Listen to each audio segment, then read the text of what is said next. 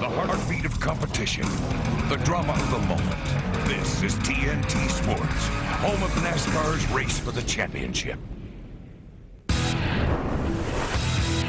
This is the Discover Card Countdown to Green as we get ready to go racing.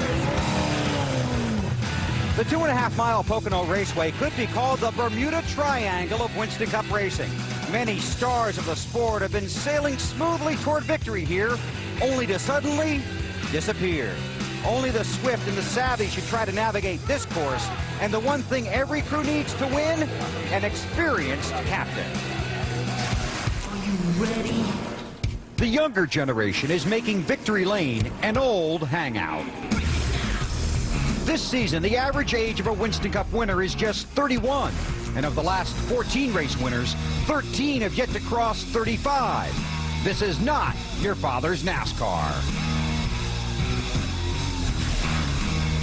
Today, the Winston Cup Series comes to Pocono.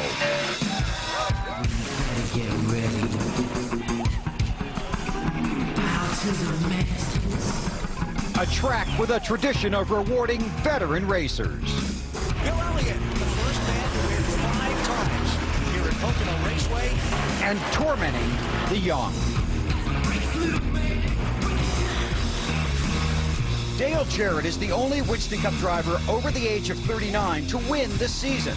Today, this 3-time Daytona 500 winner returns to Pocono, where he also owns 3 victories. Now, these experienced stars are out to prove that when it comes to winning races, they are not part of Generation X. Give me fuel, give me fire, give me double shot of time.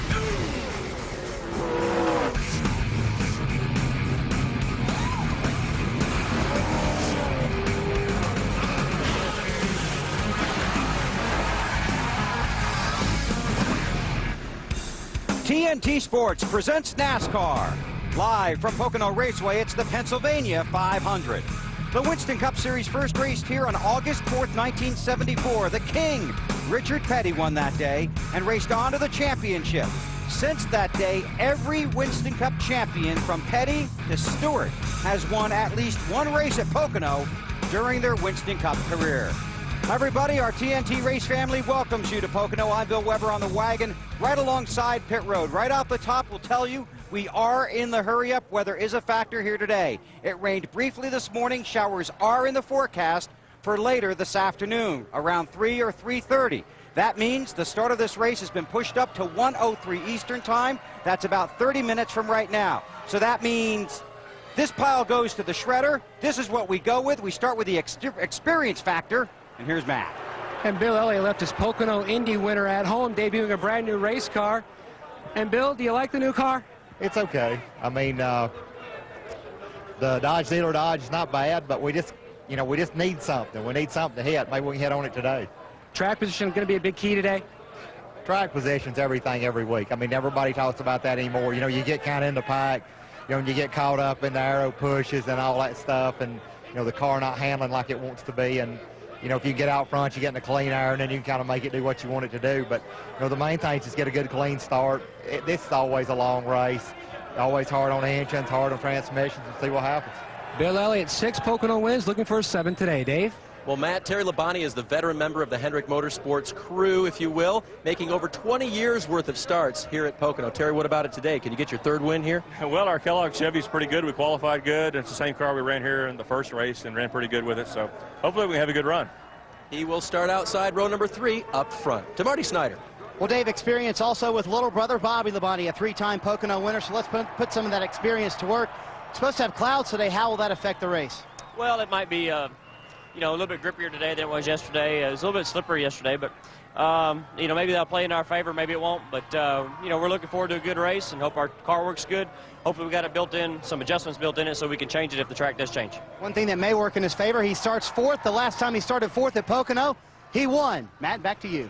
And Rusty Wallace, a great qualifying effort. Rusty trying to end that streak today. I hope so. We got a pretty good setup in the car. I don't know what it's going to do early, but I guarantee you we'll be working it all day long. But we did have a good qualifying run. That's how we need to be most of the time. And so it was good on Friday, and yesterday's practice early was bad. The last practice was good, though, so Got my fingers crossed. Rusty Walls trying to end that streak. Couldn't pick a better place. On a drive for 5. Pocono wins, Bill. Thanks, Matt. Here's a look at the NASCAR top 10 coming in. The top 4 positions unchanged. Then Jimmy Johnson up to 5th, Harvick up to 7th, Busch to 8th, and Jeff Burton 21st after Talladega 11 races ago is now up 11 spots to 10th, 2 points ahead of Rusty Wallace. An historic day for Ricky Rudd here at Pocono. That story when the Discover Card Countdown to Green rolls on.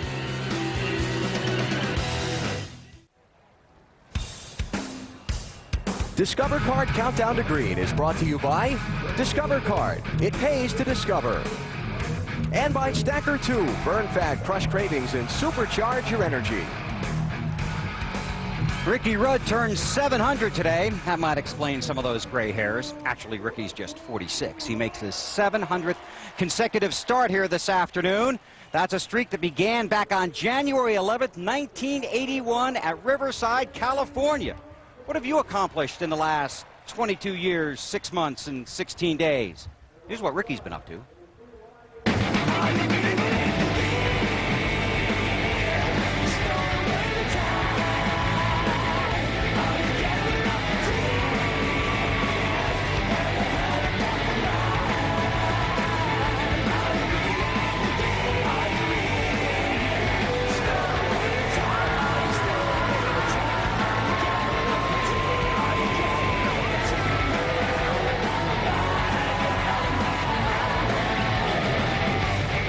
Some great moments over the past 22 years. Ricky, you had a lot of time over the last few weeks to think about the last 22 years. What are the most memorable moments? Well, Marty, there's been many of them. You know, in this sport, you're always looking ahead. You don't pay too much attention to the past. And 700 starts, I think it just sort of forced us to sort of take a look back. But there's been some memorable times, you know, winning the Brickyard in 97, first win in 1983, way back when our first Winston Cup win. That was a big day for us. Can you win start number 700? And, you know, will there be a start number 800, Ricky? Well, really don't know. We just sort of take it a year at a time. And, you know, we've, the Wood Brothers, this Motorcraft Air Force cars has been running a little bit better week in and week out. And I feel like we've got a top 5, top 10 car. Top 5 probably best. To say we're going to go out and win the race today, that's probably pushing it just a little bit too far. All right, his paint scheme designed by his son Landon. And check out on the hood, Bill, an autograph from his son Landon. Good luck, Dad. All right, Marty, thank you very much. Rudd's former teammate Dale Jarrett has 1 win this season at Rockingham.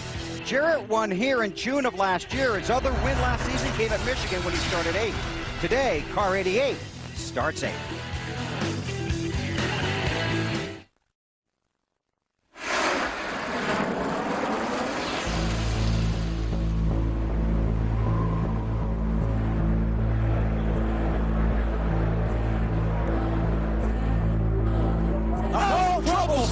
Is off into the infield. Over on his lid, it's Parkindale Jr. Terrible crash. Junior's running to see his teammates if he's okay. There we go. What a great shot that is. Teammates walking away from a crash like that, arm in arm. That was here 1 year ago. Now, earlier this month, Wally Dallenbach traveled to Canada to research a story on the safety and medical team that is used in the open wheel racing series kart and compare it to the system that is in place here in NASCAR.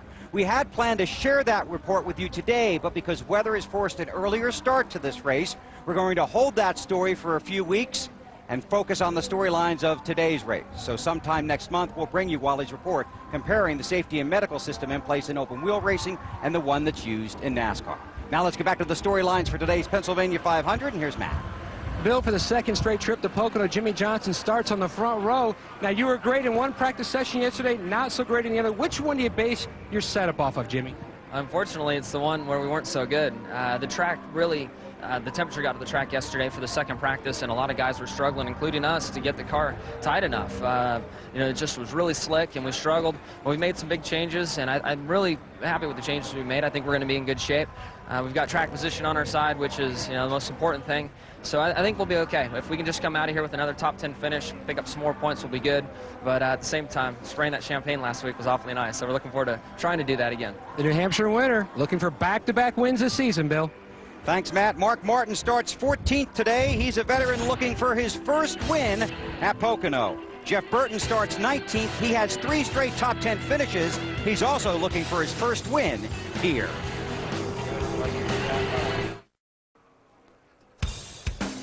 Discover Card Countdown to Green is brought to you by Discover Card. It pays to discover. And Wagner Quick Touch Power Roller. Professional results fast. Over 100,000 people are here today, and they are getting ready for the green flag that will come at 1:03 Eastern Time. We've heard from several veteran stars of the sport. Let's see what the young guys are thinking. Dave. Well, how about the young championship leader, Matt Kenseth? He had his best finish at Pocono ever earlier this year. Matt, what kind of unique challenges does this track present to a guy trying to win the championship? It's like going to any other track. It's just different. It's real big. We do some shifting here and got 3 definitely very unique corners. So it's always my track. I really enjoy it. It's a challenge, but it's really a lot of fun to drive around. So I'm looking forward to the race today. Our dwell car handled pretty decent yesterday. We had some little problems here and there. Hopefully we got them all worked out, and we'll be able to run up front today. One thing he's already done well here, he's failed to finish no races here. He's finished all 7 he started. To Marty.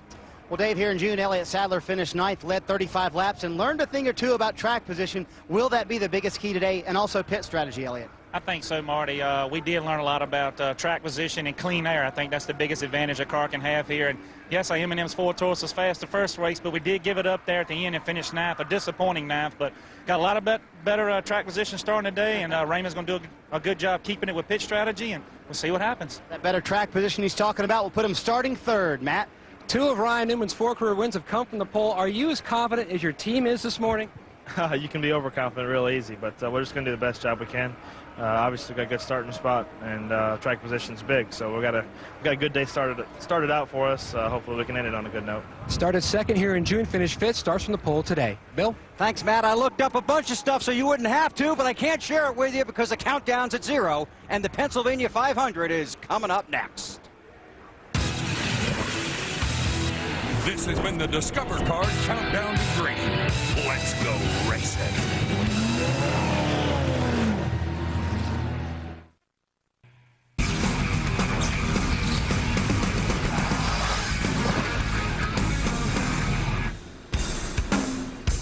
TNT Sports presents the NASCAR Winston Cup Series. Today, it's the Pennsylvania 500, live from Pocono Raceway. It's race number 20 of the 36-race Winston Cup schedule. This is a track where the toughest mountain to climb can often be the fuel mileage mountain. And we have seen people try and scale that mountain in recent weeks. Will it happen here again today?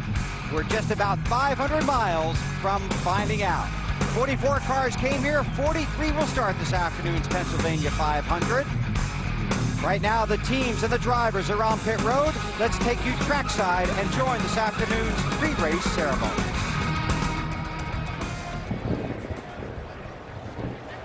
Ladies and gentlemen, please rise for the invocation by Father Dan Bitsko, and please remain standing for the singing of our national anthem. Father Dan? As we bow our heads in prayer, Heavenly Father, we feel the presence of your Holy Spirit in our midst. Continue to guide, direct, and protect our drivers in today's race. Watch over all their team members, the fire, medical, and safety personnel. We thank you for the Mattioli family and the Pocono staff, the media, all the sponsors, especially NASCAR, Winston Cup, R.J. Reynolds, and Union 76. Grant us all your peace, health, and happiness. Amen.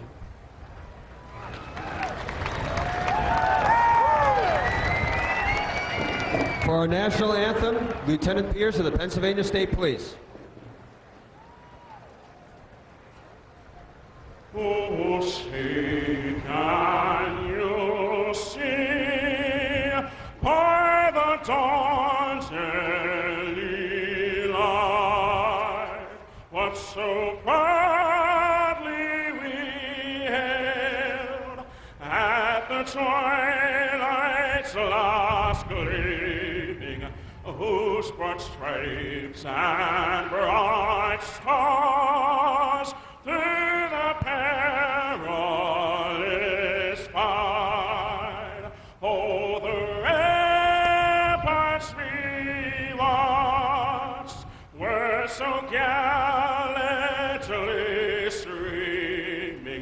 and the rockets are glad, the bombs bursting in air, gave proof through the night that our flag was still there. Oh, say does that star-spangled banner yet wave?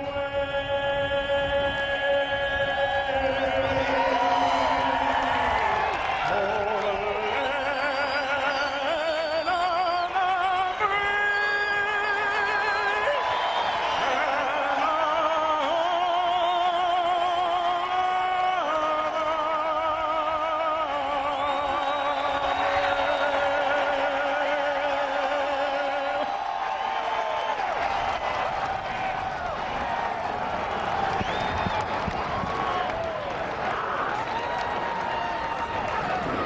Ladies and gentlemen, for the four most famous words in racing, Congressman Don Sherwood and Air Force General Donald Cook. Gentlemen, start your engines!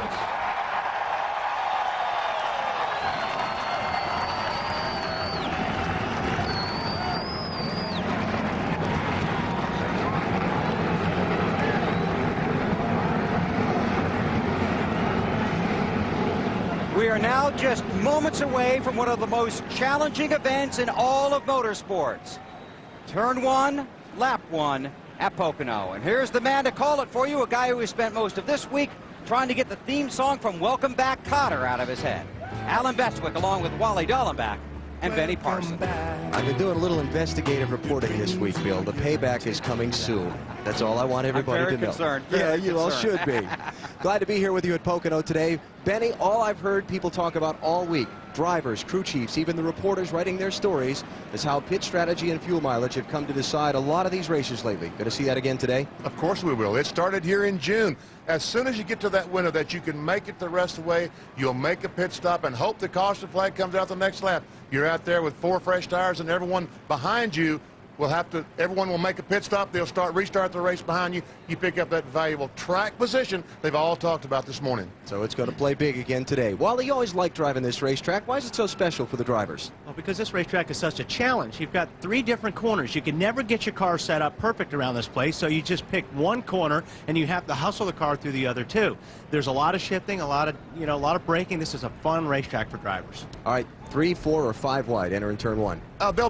Entering turn 1, they'll be 2 wide. Now, they'll be 7 wide probably getting down to the corner. 7 wide. Over, under? I'm going to say the under, but not by much. I got 5. The cars roll off. We'll look at the starting lineup when we come back to Pocono.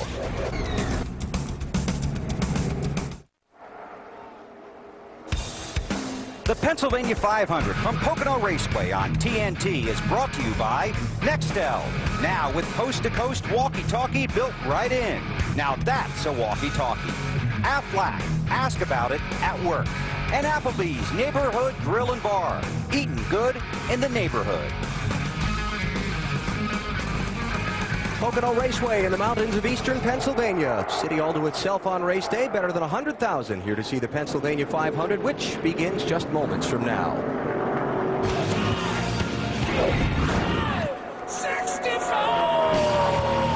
Budweiser, the official beer of NASCAR, proud to sponsor the Bud Pole Award, given to the fastest qualifier at each NASCAR Winston Cup race, Ryan Newman, for the 5th time this season. The fast man in time trials. Since 1979, Anheuser-Busch has awarded more than $8 million as title sponsor of NASCAR's Pole Award program. 43 drivers set to go. Here's a look at the starting lineup for the Pennsylvania 500. Jimmy Johnson, last week's race winner, alongside Ryan Newman on the front row. Newman looking to be the first driver to win 4 times this season. Bobby Labonte's a 3-time Pocono winner. He's outside row number 2. See John Andretti, Terry Labonte back in row 3. Andretti, great qualifying run. And a couple of former Pocono winners, Rusty Wallace, Dale Jarrett, 7 wins between them in row 4. While you look at the rest of the starting field, you got somebody you want to talk to there, Walt? Yeah, let's see if we can reach Dale Jr. Hey, Dale, this is Wally up in the booth. Do you hear me? Yes, sir. You ready for 500 miles of fun here at Pocono? Yeah, it is fun. Coolest thing about this place probably is running 206 miles an hour downshifting into third gear. I think that takes a lot of guts really to be able to do that, especially going into a corner like that. But it's a fun racetrack. We're going to be shifting on the back straightaway today, so that kind of helps me keep from overdriving the corner. So that's kind of why I like doing that. We got a pretty good car. We got it dialed in. Did you have to make many changes from the final practice yesterday? Well, we weren't good at all in the first practice, so we made a lot of changes in between the first practice and the second practice.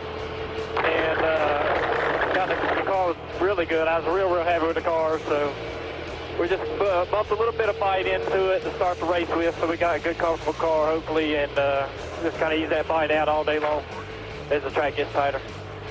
Okay, man. Good luck. All right. Dale Earnhardt Jr. going to start in row number 9, the 18th position for today's Pennsylvania 500. And you saw Tony Stewart back in row 17 starting 33rd, the winner here in June. What's up with that? And I stopped by and talked to the crew this morning and said, well, you guys were terrific in happy hour, not so good. I mean, the first practice session, not so good in happy hour. I assume you were just trying some stuff. He said, no, we were trying. We were junk. And I saw Tony this morning, talked to him, and he said we're not very good. But I would expect when the green flag drops, the 20 car to go forward. See, Jeff Green and Kyle Petty will have to drop to the tail end of the field for the start of today's race. And Brett Bodine failed to qualify in Larry McClure's number 4. By the way, both Green and Petty engine changes. So they go to the back under NASCAR's 1 engine per weekend rule. I'm sure glad that someone agrees with me, like Dale Earnhardt Jr. I've always said going into turn 1 here at Pocono is the most terrifying thing that any race car driver can do. But it's a fun terrifying. But, you know, you always wonder, am I going to make it or not? Now, you're just not normal. That's why it's a fun terrifying. Some things will follow through today's Pennsylvania 500 for you. A little play on Shakespeare for you here, Walt. I'm glad you told me that. Well, you never know. To shift or not to shift? Well, I don't think you need to shift if you've got a ton of horsepower, but I think most guys are going to have to shift. I think most guys will shift, and I think that even if you're fast without shifting, you would be better if you did shift, because there's nothing beats those RPMs and horsepower off the corner. And that second one, the subplot there, tells us that experience is a huge factor at this racetrack. Well, track position now getting to be what it is. That second thing today, I think I'll pick the under on that. You'll take the under? Yeah, I think I'll take the under. Okay. Pitch strategy. It's been everything these last few weeks. We've already established that we think it'll be big in deciding today's race. We'll plot it and track it all for you as the race goes on. Some final stories from pit road before the green flag. Dave Burns, lead us off. Some more Shakespeare. Which car shalt thou use? Well, when is a seldom used car your favorite car? How about for Kurt Busch when it wins in its only start in 2002? That's exactly what he has today, and they think it might win again here today at Pocono. As for Mark Martin, he is racing the very same car that he raced just weeks ago here at Pocono, where it finished second. So Mark, very happy with his car. These two teammates had the chance for their first win, and their first win ever for car owner Jack Roush here at Pocono. Marty? Another possibility for Roush's first win here at Pocono, Dave, is Jeff Burton. Big key to their success this weekend, a test at Indianapolis earlier this week where crew chief Paul Andrews said they found some small chassis changes which have made a big difference for Jeff, evidenced by final practice yesterday when he was second fastest, trying to snap a winless streak that almost has 60 races now behind it. Matt? Jeff Gordon gave away 69 points last week to Matt Kenseth. He's finished second, third, and fourth in 3 of the last 5 races, but hasn't won since Martinsville. They're using a lot of the New Hampshire setup here at Pocono, trying to close that gap that Kenseth has. Alan? All right, Matty, thanks. And we talked about Tony Stewart a second ago, way back in 33rd starting spot. BP, 8 top 10 finishes in 9 Pocono races. He can get there again today. He is terrific here at this racetrack. And that car beside of him, Ricky Craven, yesterday in that final happy hour, that final hour of practice was very, very good. And when you go down in turn 1, everyone's going to be diving for the bottom of the racetrack, except Ricky Rudd is not. He ran the high line the entire hour-long session. Rudd or Craven? You meant Craven? Craven, yes, I'm sorry. Ricky Gotcha. Craven. 200 laps around the 2.5-mile track for the 500-mile distance today. The fans are on their feet. Settle in and enjoy the Pennsylvania 500 with us here on TNT. Watch that front straightaway get filled up. Tony, not so fast. You got to cross the line first. All right, there's 3. There's 4 wide. Back in the pack. Yeah, just 4 wide. Come on, guys. 6, 7. No, just 4. Taking it down to 3. Will they get through turn 1, lap 1 cleanly? See, Elliott Sanders taking over that second spot. Got through the corner. Now the tunnel turn. The access tunnel to the infield runs underneath the corner. Now this is where you want to be, down single file. Very tough getting through here on the outside, especially early in the race. And the shortest of the straightaways around this track before the flat turn number 3. Very important, though, because it leads on to the longest straightaway in NASCAR racing. This front stretch here at Pocono, 3/4 of a mile long.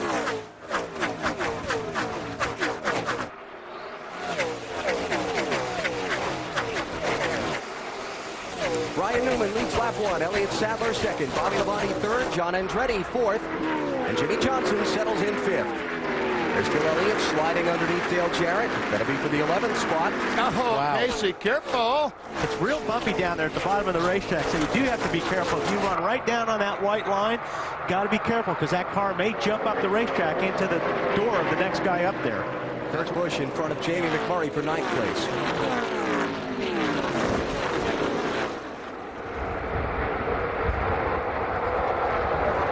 Here comes Jeff Burton, that 99 car.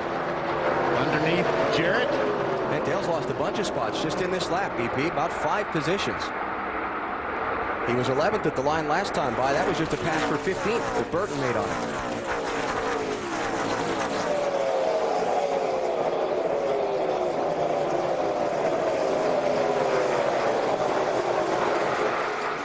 How about that big orange car?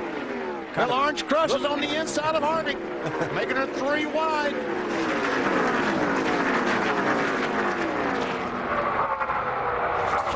Seventh place for Tony Stewart, started 33rd. Not too shabby.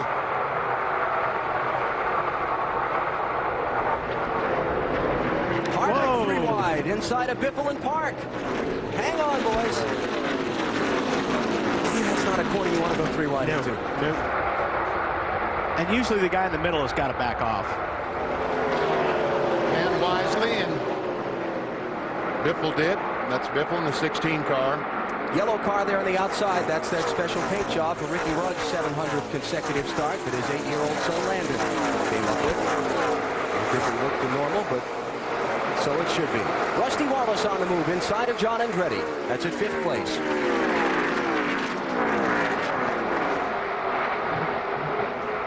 Question is, does the train follow him through?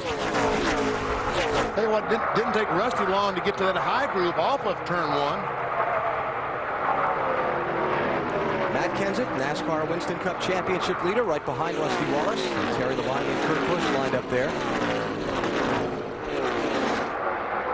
I was teasing Jimmy Fennick, Kurt Busch's crew chief, this morning. I said, you know, if you can keep some tires on this thing, you can have a good finish here. They had a tire go down right in the closing laps in the June race here.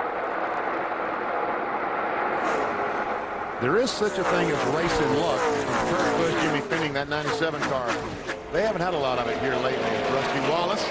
Neither has Rusty. Comes by in 5th spot. Rusty, a 4-time winner of this Pennsylvania 500. Terry Labonte underneath Matt Kenseth just behind him.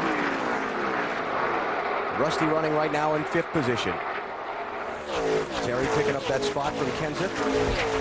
That'll be 7th place. So Matt back to 8th and feeling a little heat from his Roush teammate, Kurt Busch.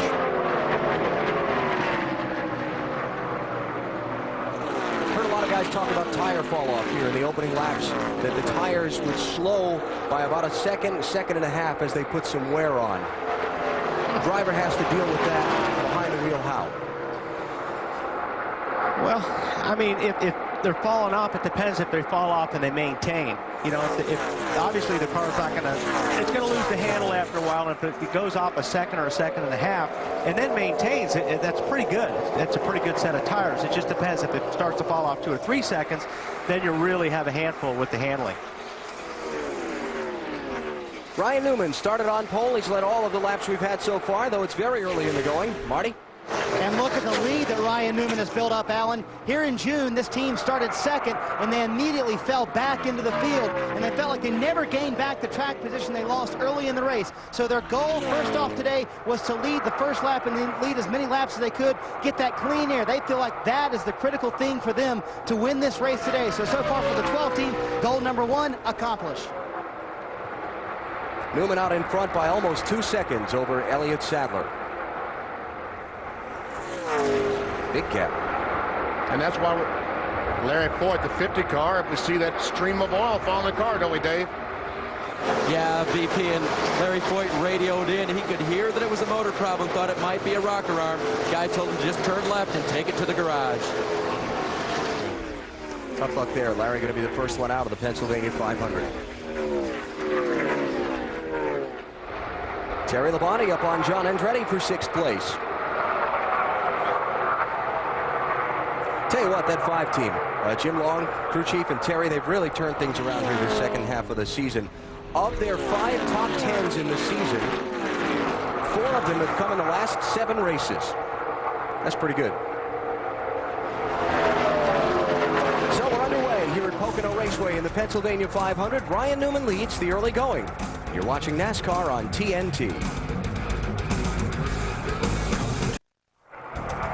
How about the Wendy's race menu? Next weekend, the Brickyard 400 from the Indianapolis Motor Speedway, always a highlight of the summer months.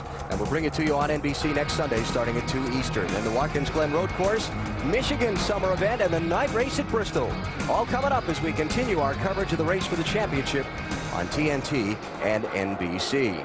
Oh, Kenseth almost gets on the wall. Might have touched the wall coming off of turn 3 that time as he tries to get by Terry Labonte on the outside. That's the DeWalt car. You see it coming in the center of the screen. Terry's been making a lot of passes going into turn 1 here. That's where he's been making most of his positions up. This is the race for 7th and 8th place, and Kurt Busch joining in from behind. Whoa, Kurt got a little bit loose there. So Matt Kenseth, the championship leader, picking up 7th. Terry Labonte now to 8th, and Kurt Busch 9th. We look ahead from there to the race for 2nd place. Rusty Wallace starting to put a little pressure on Elliott Sadler. And Elliott says, go Rusty. I think he understands how hungry Rusty Wallace is for a victory. I sense a little trend here. We've got 2 Penske racing machines now in the top 2 spots. Think they're making a little horsepower? Well, that 12 car can lead the rest of the pack that's in the draft. Yeah, I would think he's making some horsepower. Bobby Labonte now trying to close in on Elliott Sadler. How about Rusty Wallace, Marty? Running really well right now, and Spider just came on the radio and said, that was impressive, boss, that pass. And he said, I know. That's experience talking to you. Well, 38 let him by. But he caught him. It was inevitable. Yeah. So at some point, you gotta put up the surrender hand and say, go on, right? Go white flag up. Yeah. Rusty Wallace, winner of this race, 1991, 94, 96, and 2000. Can you believe he's only had 6 top 10 finishes this whole season? Yes. Not what he was expecting, not what anybody was expecting. You know, you got to figure, though, changing brands was a little bit bigger of a project than they maybe expected it to be.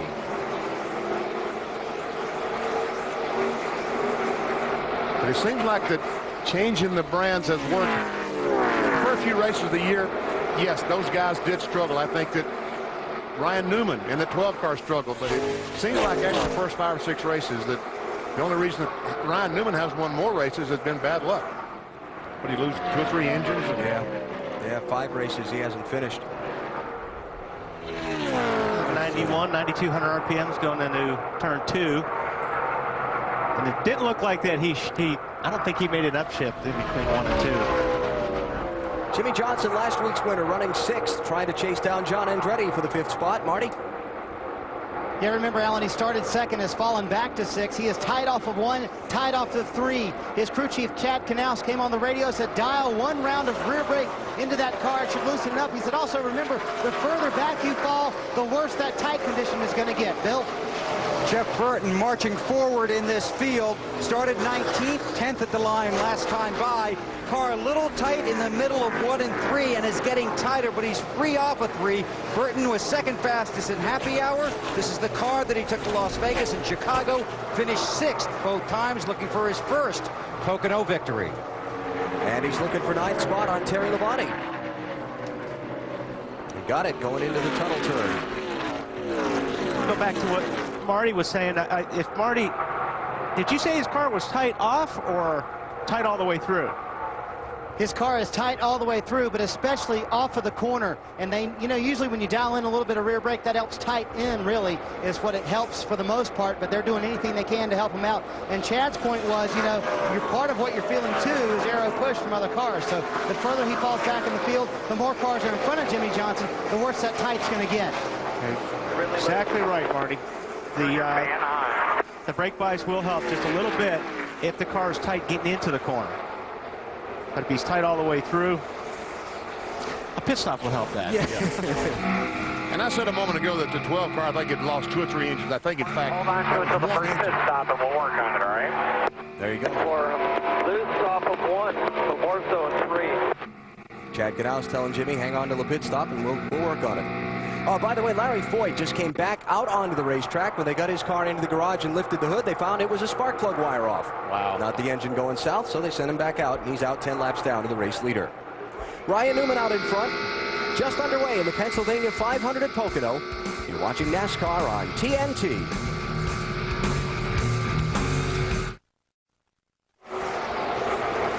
The massive Pocono Raceway in the mountains of eastern Pennsylvania, where better than 100,000 have come today to see the Pennsylvania 500 for the NASCAR Winston Cup Series. How about our Stacker 2 NASCAR Winston Cup track fact? Mattioli family that owns this racetrack has poured a lot of money back into this facility to try and upgrade the racetrack. Nearly $3 million a year for 10 years. Grandstand side, they tore all the bathrooms down, rebuilt new ones, built a new garage area, facilities in the infield for the competitors. VP salary every year. Yeah, right. I wish. This racetrack has improved greatly since 1974, the first time they ran here. Ryan Newman, the race leader, up by 4 1/3 seconds on Rusty Wallace, but Kurt Busch is not having as good a time of it. He may have taken a little paint off the right side of that Ford. Check it out. Here he comes, currently running in 6th position. Comes off and goes up and touches that wall. Yeah, that won't hurt anything. You know, it will, Wally, because I was talking to some guys down in the garage here this morning about those, right in front of those rear tires, and 1/4 of an inch of width there is 30 counts of downforce. Is that right? 30 counts of downforce. I could not believe it. It's like 3–4% of the total downforce just in front of those rear tires where he just brushed. But on the other hand, maybe he took a little drag out of it. Well, I could. He helped the drag, but he certainly hurt the downforce. So what you're saying is a Darlington stripe at Pocono is not going to be a good thing. Not a good thing. Kurt running in 6th position now. And here comes Jamie McMurray. 8th place on Jimmy Johnson. Jimmy sliding back here a little bit. Lost a few positions in the last few laps. It's pretty tough when you're tight around this place, especially there in turn 1. You'll use a lot of the racetrack like you see the 48 car doing. You just slide forever, it seems like, and you can't get back on the throttle. Whoa. And right now, Jimmy Johnson, this 48 car, he's thinking to himself, man, we need a caution flag to work on this car and make it better before I lose too many positions and lose too much track position. But unfortunately, when you really need one, it's usually for you. About to complete the 50-mile mark here of the Pennsylvania 500. Ryan Newman is out in front, and it's time to go through the field. Marty, you're leading off. Ryan Newman is doing pretty well. A little over 4-second lead now on his teammate Rusty Wallace. He said the balance is good. A little loose off 3, little tight off of 1. Team feeling very good. Car won at Chicago a couple of weeks ago. Behind him, his teammate is Rusty Wallace. He is also running pretty well. His spotter today, Earl Barber, and Roger Penske not here. He's at another race. He said, whatever you're doing, keep doing it because it's working great. You're pulling away from 3rd, Matt. Elliott Sadler rides in 3rd. He told me this morning they feel like they have finally found what's been missing in their chassis department. Looking for a good run today. Meanwhile, Bobby Labonte, back in June, they felt like they missed a setup, brought a different race car and a different philosophy setup-wise. Right now, the car a little tight up off the corner, free everywhere else. Very happy. Also, Matt Kenseth, the point leader, tagged the wall earlier. He told his team he didn't feel like it was hard enough to really do anything. His car is loose on entry. And meanwhile, his teammate, Kurt Busch, second 1 year ago in this race, last week 11th. They just won a top 5 finish, trying to build some momentum going into the biggest race in the second half, the Brickyard 400, Bill. Right behind him, Jeff Burton from 19th to 7 and moving forward. The car's getting a little tighter, especially in the middle of the turns. And just how many turns are there at this track where we pose that question to Jeff Burton? Well, we turn here more than we do at every other racetrack, and they say it has 3 corners and every other racetrack has 4. I never did understand that. If a normal racetrack has 4, then this one has to have 6. That's the only way I know to look at it. Well, anyway he looks at it, he's getting through them all pretty well. Marty? Jamie McMurray getting around pretty well, too. Bill started 12th. He's up to the 8th position right now. Car very good. This team learned a lot testing Indianapolis a couple of weeks ago. They have this car there. They liked it so much they're going to bring it here, and they're taking it to Indianapolis next week. Just a little bit tight for McMurray. Jimmy Johnson, believe it or not, now he has gone to the loose side. They dialed some front brake back in. He said his car was going to come to him. Perhaps that a product of him falling back from the cars in front of him, Dave. Last night in the happy hour, Marty, the 5-car of Terry Labonte very loose, according to crew chief Jim Long. They fixed it all right. It's too tight now. They said, hang on, buddy. We'll give you that track bar adjustment when you come in for the first pit stop. Alan? The Penske Racing teammates out in front, Ryan Newman and Rusty Wallace. Newman leading Wallace by 4 seconds, with Rusty 3.5 seconds up on 3rd place, caution-free so far, and all 43 starters are on the track. The defending winner of the race runs 11th. Let's continue going through the field. Marty? And that would be one Bill Elliott running in the 11th spot. That's exactly where he started as well. He is loose in the tunnel turn, tight in turn 1. Bill? Sterling Marlin having a good run. Tony Glover told Sterling he thinks he has a top 5 car if Sterling can keep the car in clean air. Sterling did say he missed a shift earlier in this race. So far, no problems from that. Marty? Bill, his young teammate Casey Mears is just brimming with confidence. We've already had 2 races here at Pocono this weekend. Both of them ARCA races, both of them won by Casey Mears. Fuel and tires only on the next stop, no changes. Michael Waltrip chasing the 41, looking to get by him in a car they call Old Faithful. Michael says the car's a little free, but he's very happy with it. Dave? Jeff Gordon has picked up 10 spots already, Bill. The car was a little bit loose yesterday. Right now, Jeff reporting the car just a little bit tight, and when he's behind another car, the car gets even tighter. Bill? The 8 car of Dale Earnhardt Jr. free all the way around, really loose in turn 3 is what Jr. told his crew. Tony Eury Jr. said that's good for us. Matt?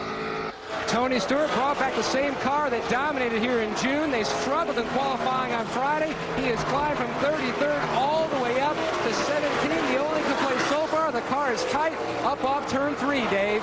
John Andretti had a great qualifying run, started 5th, but has faded and faded. His car has gone very, very loose. Tony, for the crew chief, just hopes he can do what he always does, which is find speed, however the car is handling. Marty? Mark Martin started 14th, Dave. He's fallen back now to the 19th position, rather. His car extremely loose as he fights that race car up off of turn 1. They are fighting this car, and they have the same chassis setup that finished 2nd here in June, Bill. Jeremy Mayfield is fighting his car as well. Started 15th, has fallen back to 20th. Now it's got 1 spot back, climbing back up to 19th. A 2-time winner at this track, trying to let the car come to him as the races and the laps go by. Dave? Bill, I talked to Greg Biffle's crew chief, Randy Gotts, this morning. He said the car would be barely fair today. They've got a lot of work to do, just a little bit loose right now. They've planned a track bar adjustment when Greg comes in. Marty?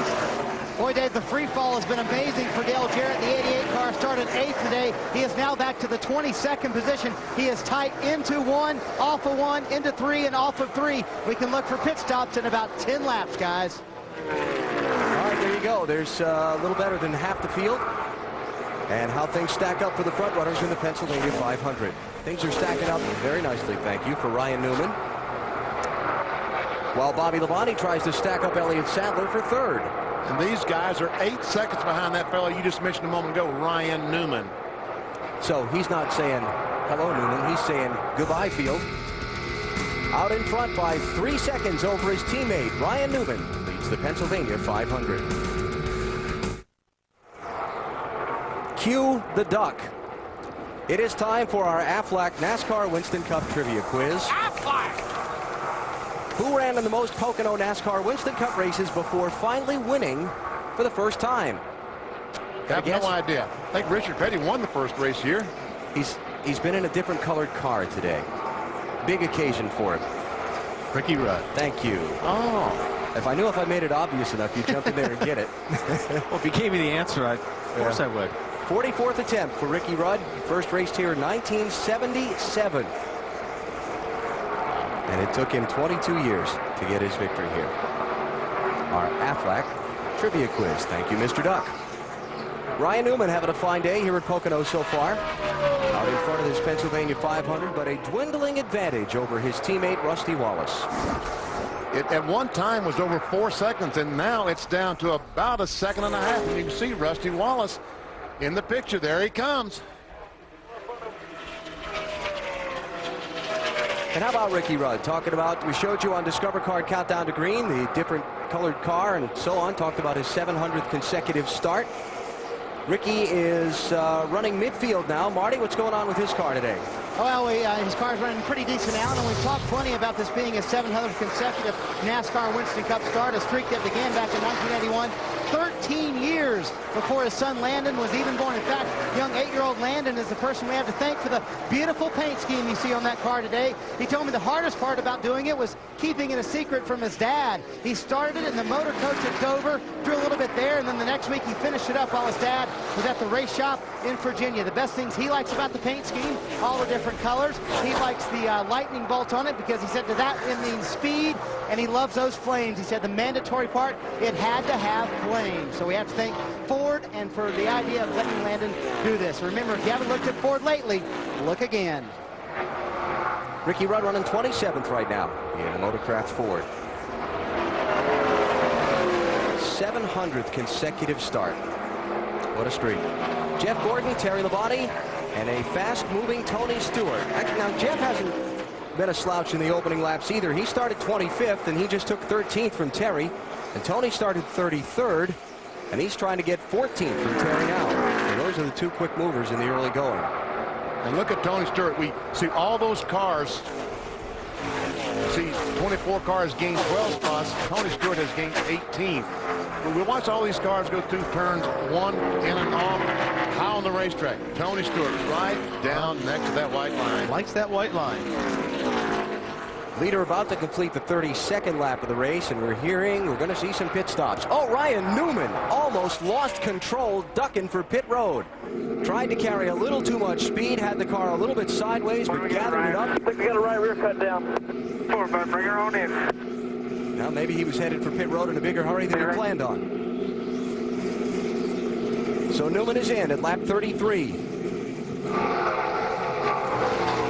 Well, I guess you're going to have a right rear go down. This is probably a good time for it to happen for Ryan Newman. They were loose off. That was the only problem Ryan really had. They did know that Rusty was catching him 2 rounds in the left rear, down on the track bar as well for Ryan Newman. It'll be 4 tires, and they get that right rear tire off. Long time on the rear tires, though, Bill. Wheel straight, foot on the brake for Jeremy Mayfield. This is scheduled stop. Going to make an air pressure adjustment and a track bar adjustment, trying to dial that car in just a little bit. Under green, these guys going to take 4 tires because they need all the fuel they can get in there. Around Mark Martin, he's on his way. Well, we told you when we say ooh, our crack production team always has the look for you. We'll Ryan Newman coming to pit road almost. It looked like he decided that tire was going down, and he made a late break for the pit lane. Well, that, it's a good move either way, because if it did go down and he passed the pit entrance, it's a long way around here. Good opportunity that the tire would have come apart and had taken that fender apart too. That was a very good move. And this is Matt. And Bobby Labonte's already in and out. They made an air pressure adjustment. His car was a little tight, especially up turn 3, Marty. Jamie McMurray rather on pit road right now. His car just a little bit loose, center off. They have fixed that with air pressure. Also a wedge adjustment for Jamie McMurray running to the front. Jimmy Johnson on pit road as well right now. Loose off of 3, tight in the tunnel turn. How do you fix that? Air pressure and wedge is what they did. Leader Rusty Wallace coming down pit road this time, guys. This is unbelievable. It is monkey see, monkey do. They're all pitting too soon simply because the leader had a flat tire. And they can't give up that second lap on the older tires. Exactly. Marty, here comes Rusty Wallace. His crew chief, Billy Wilburn, said on the radio, hey, you're catching that 12. He said, I know, we're better on the longer run than they are. Just a tick loose for Rusty, but it will be no changes and fuel and tires only on this stop. Matt? Elliott Sadler already in. Ray Holm going to work on the left rear. We told you earlier he was fighting a tight condition. They're going to adjust it with air pressure. Bill. Jeff Burton's getting 4 tires and fuel. Slight chassis adjustment. He was up to 4th from 19. He's on his way. Jeff Gordon, Terry Labonte, Steve Park, Tony Stewart all leaving pit road. Just about everyone's been in. See, Ricky Craven is in. Dave Blaney is in. Here comes Casey Mears towards you. Matt Kenseth has not stopped yet, though. And he's going to cross the start-finish line now and lead a lap and collect 5 bonus points toward the NASCAR Winston Cup Championship. Very smart. Very, very smart. That's worth giving up 3 or 4 seconds on the racetrack for those 5 points. He'll come in next lap. That is called smart point racing. Dale Jr.'s in. Michael Waltrip has not stopped yet. Should be seeing him shortly. Also, Jeff Green has not been on the pit road. Here comes Junior, Bill. And he was able to hang out there for a little while now coming down pit road. Had originally fought a condition, a loose handling condition on this race car, but the longer they went, the better the car got. He wants a little more front bite, but he just wanted small adjustments because at the end of the run, he was happy with the car. He's got 4 tires, fuel, he's back out on his way. Great pit stop with those guys. Very nice. You see those left side tire, that change on the left side? 5 off, 5 on. Very nice. Ooh, he's got some rear bank in that 17 car. Yeah. Hope he's planning on getting 4 tires. Championship leaders on pit road. Matt Yoakum will call the stop. And Kenseth on his way in. He led a lap, but also he has a very clean pit road, not heavily congested. Basically what they're going to do to fix the 17 car, just go up on air pressure all the way around. He really wasn't quite sure how to fix the car earlier than the last minute call for pressure change. That's a good pit stop, but he gave up a second to Dale Earnhardt Jr. and that team. Kenny Wallace is on pit road. Still waiting on Michael Waltrip to stop. And looks to me like Michael is the only one of the lead cars that has not been in yet. Elliott Sadler, Kurt Busch racing there. That's 7th and 8th spots for the moment. And Jamie McMurray mixed in the 42.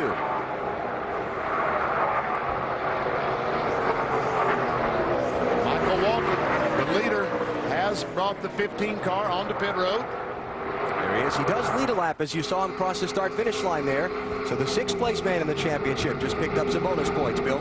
Having a good run here, too, Alan. Climbing up to the top spot from his 17th starting spot. Car just a little bit free. Maybe a small air pressure adjustment here. Got good fuel mileage. Happy with the way the car is handling. Left side tires going on. Waiting on fuel in the lugs. They've got him. He's gone. Another great pit stop. So the stops have cycled through, and the lead goes back to Ryan Newman. And his lead goes back to 4 seconds over his teammate, Rusty Wallace. Marty? Just a real quick follow-up on Ryan Newman's stop. The right rear tire was up and fine, so there's no fender damage. He did not have a flat right rear tire. Well, didn't hurt him any. No. And again, by stopping a little bit before his teammate Rusty Wallace did, that extra lap or 2 on fresh tires has given Ryan back his 4-second lead. The downside to all that is if this race would go green for 500 miles, then he's got to make an extra stop to some of the cars that stopped later. So just about to hit the 1/4 mark of the Pennsylvania 500 here at Pocono Raceway. Fill that thing up with high test, would you please? You're looking at the winning team from the McDonald's Drive-Thru Pit Championship in New Hampshire, powered by Powerade. Bill Elliott's team got the job done again, their third such win of the season among participating teams, spending the least amount of time on pit road last Sunday. Michael Waltrip's team continues to lead the season standings. And Bill Elliott running in 9th position now after that round of pit stops. The defending winner of the Pennsylvania 500, hanging in there in the top 10. He started in the 11th spot. All Ryan Newman so far. Go ahead. Just going to say, it looks like, you know, on the time board, Ryan is faster the first part of the run, but then Rusty is 2 or 3/10 of a second quicker once you get about halfway through the run towards the end of the tires. So what you're saying is we'll let this go for a few laps, see where Ryan's lead tops off, and then see when Rusty starts to reel him in. Exactly. Well, he had a lead of about 4.5 seconds before on Rusty Wallace, and when he made the pit stop, he was down to about 1.5 seconds, 2 seconds.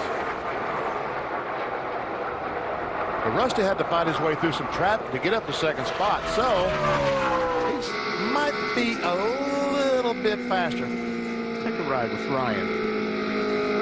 Sounds like a fast thing to do today. Yeah, coming out of 3, in 3rd gear.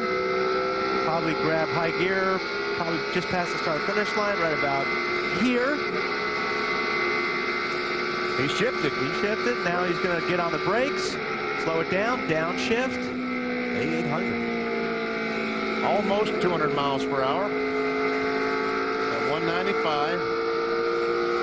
Now here's where it'd be interesting to see if he shifts or he doesn't shift. If he doesn't shift, we're going to see a lot of RPMs.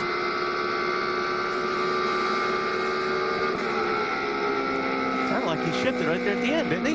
Not at the end. I don't understand that. Did you hear him drop a gear going into 1? Yes. Yes, okay. He did. All right. Yeah. So he did grab a gear right before he got to turn 2. There you see the gear shift lever. Yeah, now he's back in 3rd gear, which he probably downshifted right before he got into turn 3.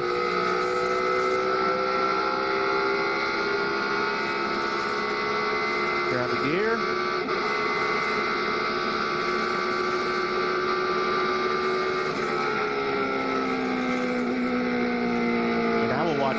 See what he does. That's interesting if he grabbed the gear right before he turned into turn 2.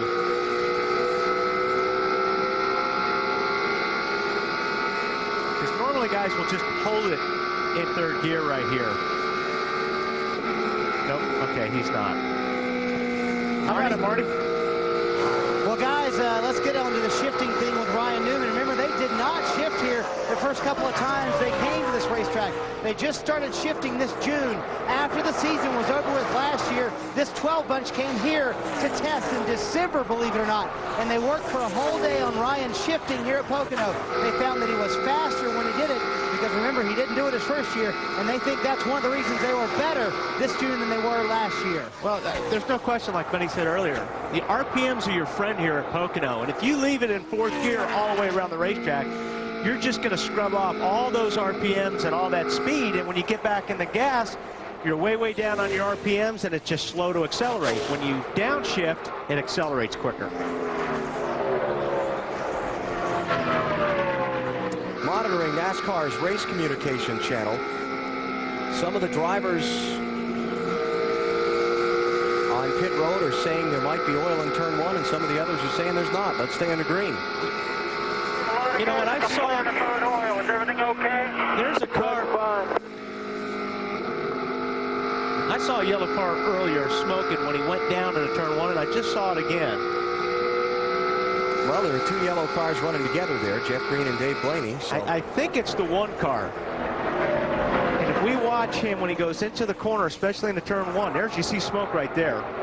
They changed the engine in this 1 car this morning. They found some water seeping out of the engine and determined they needed to change. So when you watch that car going to turn 1, when he hits the brakes and downshifts, there was a lot of smoke coming off that car, and it's been doing it for about the last 4 or 5 laps. NASCAR has spotters out around this massive racetrack in the corners. The communication back and forth is track's clear, and we stay under the green flag. Watch Jeff as he goes down in the corner. You can actually see the car smoking right now. And the 1 will be black flagged and brought in to have a look. So Jeff Green will have to report to pit road on his next lap by. One car running in 26th place right now. Remember, he had to drop to the rear on the pace lap because of that engine change Benny talked about a second ago. Now, some of the guys that may have been feeling the oil out there, maybe guys that need to come back in and make another adjustment. Yeah, exactly. You drivers would never do that. All right, Ryan Newman leads Rusty Wallace. His advantage up from 4.5 seconds to 5 1/3 seconds. It's all Ryan Newman so far in the Pennsylvania 500.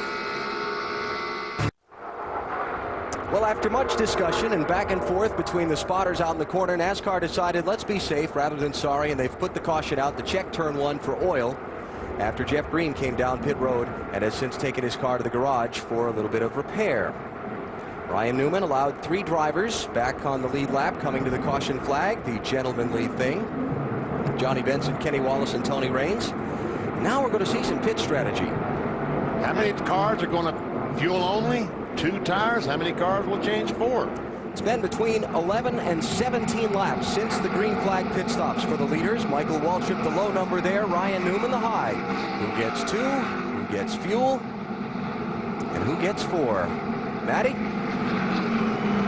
And keep an eye for Bobby Labonte's team to go for a 2-tire change.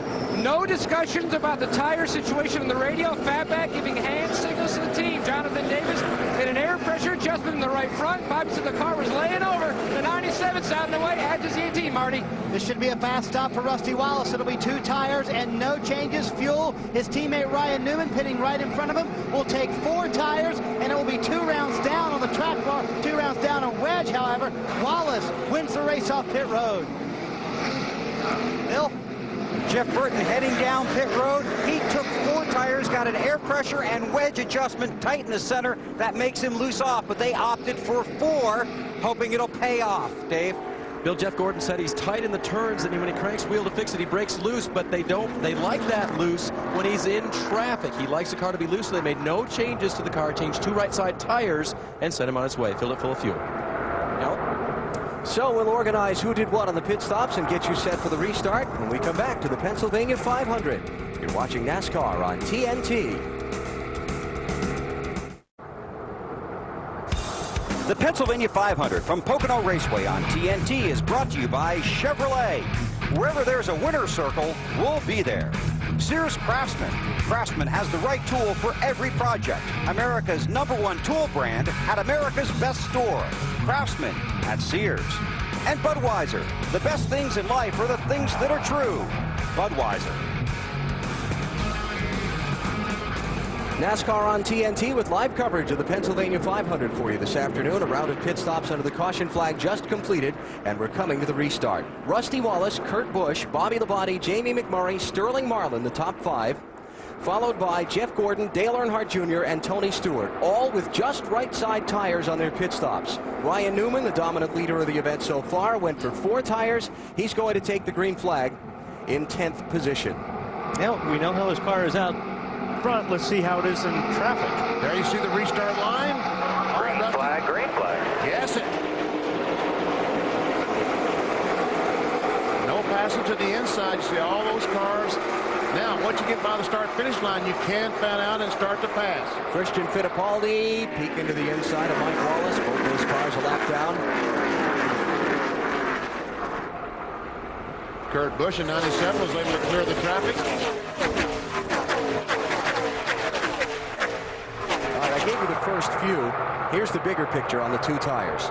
Jeff Gordon, Joe Nemechek, Bobby Labonte, Rusty Wallace, Elliott Sadler, Kevin Harvick, Kurt Busch, Sterling Marlin, Michael Waltrip, Dale Jr., Jamie McMurray, Bill Elliott, Kevin Harvick, Tony Stewart, Casey Mears, and Dave Blaney with 2 tires. Among those who got 4, Ryan Newman, Jeff Burton, Jimmy Johnson, Ricky Rudd, Ricky Craven, who made another pit stop later in the caution, Dale Jarrett, Robbie Gordon, Jeremy Mayfield, and the championship leader, Matt Kenseth. Despite getting 4 tires, Kenseth is only running 15th. And 3rd place changes hands. McMurray, the 42 car, goes by Bobby Labonte. Oh, Sterling trying to get by Mike Wallace. on the inside. Mike gave him the outside. Yeah, I think Mike was going to get the outside, but Sterling had the rear bumper of the 01 car off the ground. I think it was loose. Jeff Gordon working on Sterling at 5th place.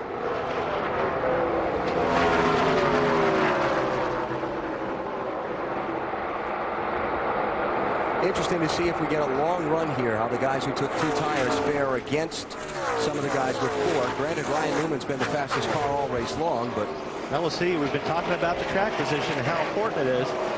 This will be a perfect test for it. Clean air, dirty air. And Newman's back in the dirty air. There he is, and the lap that they've run on the green, he's not been able to pass a car for position. He restarted behind Junior. Guess what? He's still behind Junior.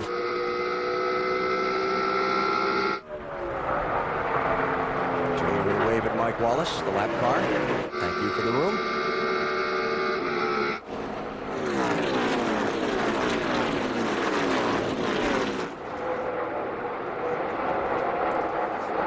And Jeff Gordon on the move again.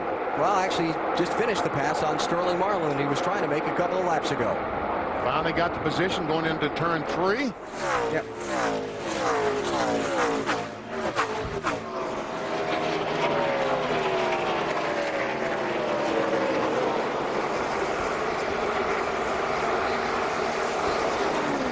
So Jeff up to 5th position. Tony Stewart just behind Sterling Marlin, next to challenge for a spot. Jeff started the race in 25th position. You know, we were just talking about clean air, dirty air. Ryan Newman being out front so fast and now back in traffic. We talked earlier in the weekend with Jeff Gordon about that same thing, too. His car, it seems like, classically has been one that's been better out in front in clean air than it has been back in traffic in dirty air. We asked him about that earlier in the weekend. You set the car up based on where you're going to be running, and you know, when our car runs out front, I think maybe because I run a little bit tighter setup in the car, we excel when we get it into clean air and can drive away. But we probably need to have the car a little bit freer for traffic, and that's one thing that we're really juggling with for today's race is to get the car as free as we possibly can in traffic, but not so free that if we make it to the front of the field that we can't maintain a car out in front. And guys, just as a reminder, that is exactly what they did not change to the car when he came in for the pit stop. He was loose in traffic. Robbie Lewis's crew chief asked him if he wanted them to loosen it even more. He said, no, I can't handle that, but don't tighten me up either. I'm going to need it to be a little bit loose to handle in the traffic. That's the real struggle these teams have today, because by themselves, as Ryan Newman was out in front, the cars are so good because that's how they practice. That's how they tune everything in the wind tunnel. But once they get back in traffic and they start getting air off these other cars, everything changes. What the car, how the car handles, how it feels, changes dramatically. Yeah, they're so dependent on the air. When you're out there by yourself, you've got some cars in between. You've got all that air to yourselves. But when you're racing, you don't. So Tony Stewart has gotten around Sterling Marlin to pick up 6th place, Matt. And he is slowly moving his way to the front. Greg Zeppedelli has slowly adjusted that race car. Air pressure and wedge adjustment on the first stop. 2 tires in the last stop, air pressure only. Tony says we're maybe one more adjustment away from really having something. And if that's the case, the guys up front better look out because Stewart's on the move. And one reason we talk about aerodynamics, one reason that Tony Stewart is able to get by is we see Jimmy Johnson 48, Matt Kenseth in 17 through the tunnel corner side by side. Man, that's back in the, where, 15th, 16th? Here, yeah. Wow. Pretty strong on the outside there. That's hard to do. Normally the guy on the inside has the advantage in turn 3.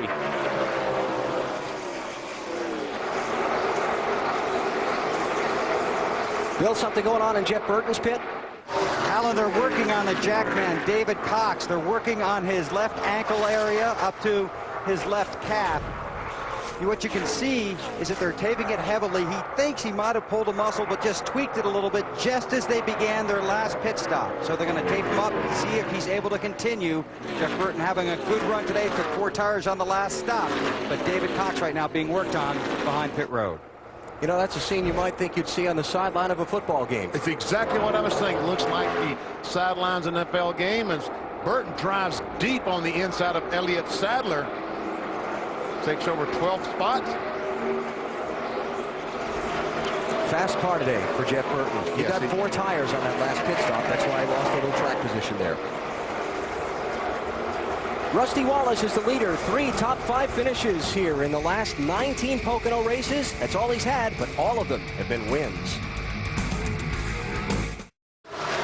Welcome back to the Pocono Raceway. By the way, Pocono is Native American for gap or pass between the mountains. And Rusty Wallace has done a little bit of passing, worked his way to the front, working with a chief engineer this week, Roy McCauley. Here with the team for the first time at the track this year. He's helping crew chief Billy Wilburn on top of the pit box. Rusty said yesterday he likes to help make calls from the car, but he admitted that the driver doesn't know it all. There are some things they can't see. What other teams are doing, what the fuel burn is, so they're looking for a little extra help for Rusty. Tremendous experience, former Winston Cup champ, leading this race with some of the young guns behind him, like Busch, McMurray, a lot of guys chasing Rusty. Marty? Bill, I hate to even mention this, but it has been 81 races since Rusty Wallace went to victory lane. The longest streak of his career since he got his first win of his career. The last win, California, in April of 2001. Now here's the good news. Rusty took 2 tires on his last stop, and he said the car is even better on 2 tires. Battle on the track, guys. 7th place. Oh, Jeff lost 2 spots, about to lose 3 here. Junior's through for 7th, and Ryan Newman's through for 8th. But the question, I don't know if we've answered the question yet on Newman or not, but he changed 4 tires, got back in traffic, and he hasn't been able to go. That's the first car that he's passed, the prevailing car that he's passed on that Jeff Gordon. Marty? Same thing for Ryan Newman. BP came on the radio a moment ago. He said, I just cannot maneuver this thing in traffic. And he said, this thing is just a dog down the straightaway. He's been talking about the engine for the last few laps. Said he feels like it's running too lean. Now, my question is, how would that affect him in the car?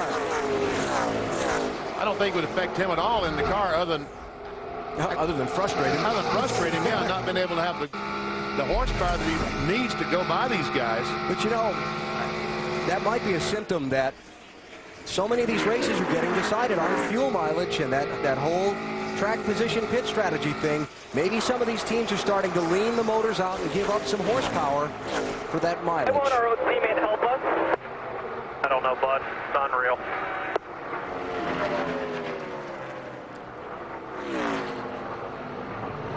I don't know who that was. Yeah. Whoa, Jeff Burton got 24 of Jeff Gordon a little bit loose. And he's going to take that spot from him. And Jeff is trying to get this 24 car loose enough in traffic to be able to stay up with these guys. It looks like it's a little bit too loose. See that orange car there in the frame? He's fast. He's closing. And quick as we check speeds at the line. Ryan Newman around Dale Jr. Pick up that 6th position. Now he's got a little bit of clean racetrack in front of him. Yes, he should be okay now. See what kind of steam he's able to make here in these next few laps before he catches that next bit of traffic.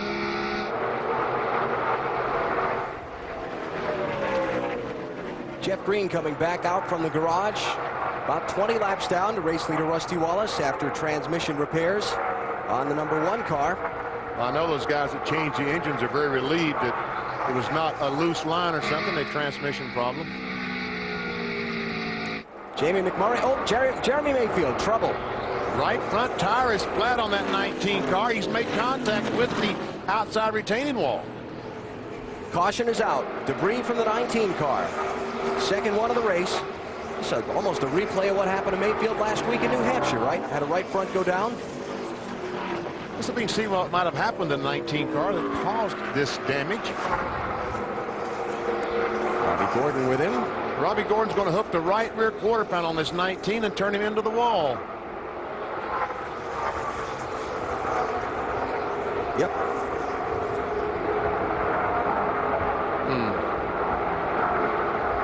On board the singular car of Robbie Gordon. He's working the outside, getting off of turn 1. It looked like the 19 car was trying to get up.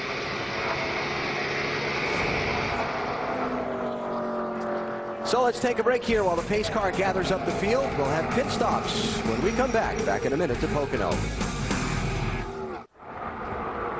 Back at Pocono Raceway, the Pennsylvania 500 under caution for the second time just after 150 miles when Jeremy Mayfield and Robbie Gordon hooked together and Mayfield caught the wall off of turn number 1. Now it's only been 20 laps since those last pit stops. Here we go with the old strategy smorgasbord again. Oh, yeah, they'll all dive on the pit road. This time, Ryan Newman, my guess is, will change 2. Yeah, I would think so. But now these cars in front, how many will change 2? Maybe left sides. How many will change 4? Because they see just how important that track position can be. It's been about 30 laps on the left side tires for the guys who changed 2 last time. So we'll see. Pit road is open, and here they come. Rusty Wallace, Kurt Busch, Tony Stewart, Bobby Labonte, Ryan Newman, the top 5 coming in. Matt, you're first. Kurt Busch will hit first. He says the car is too free in the front, sliding the nose. They're going to change 4 tires, make a left side air pressure adjustment. They're also going to go up a quarter of a pound in the right front. Meanwhile, Tony Stewart, 0.3 of a second faster lap. 4 tires for Stewart. They didn't want to take a chance of going a long run. A lot of laps out in those left sides, Marty. Leader Rusty Wallace was going to take lefts only, then was going to take 4 tires. They decided on 2 right side tires, 7.7 on the stop, and he keeps the lead, Bill.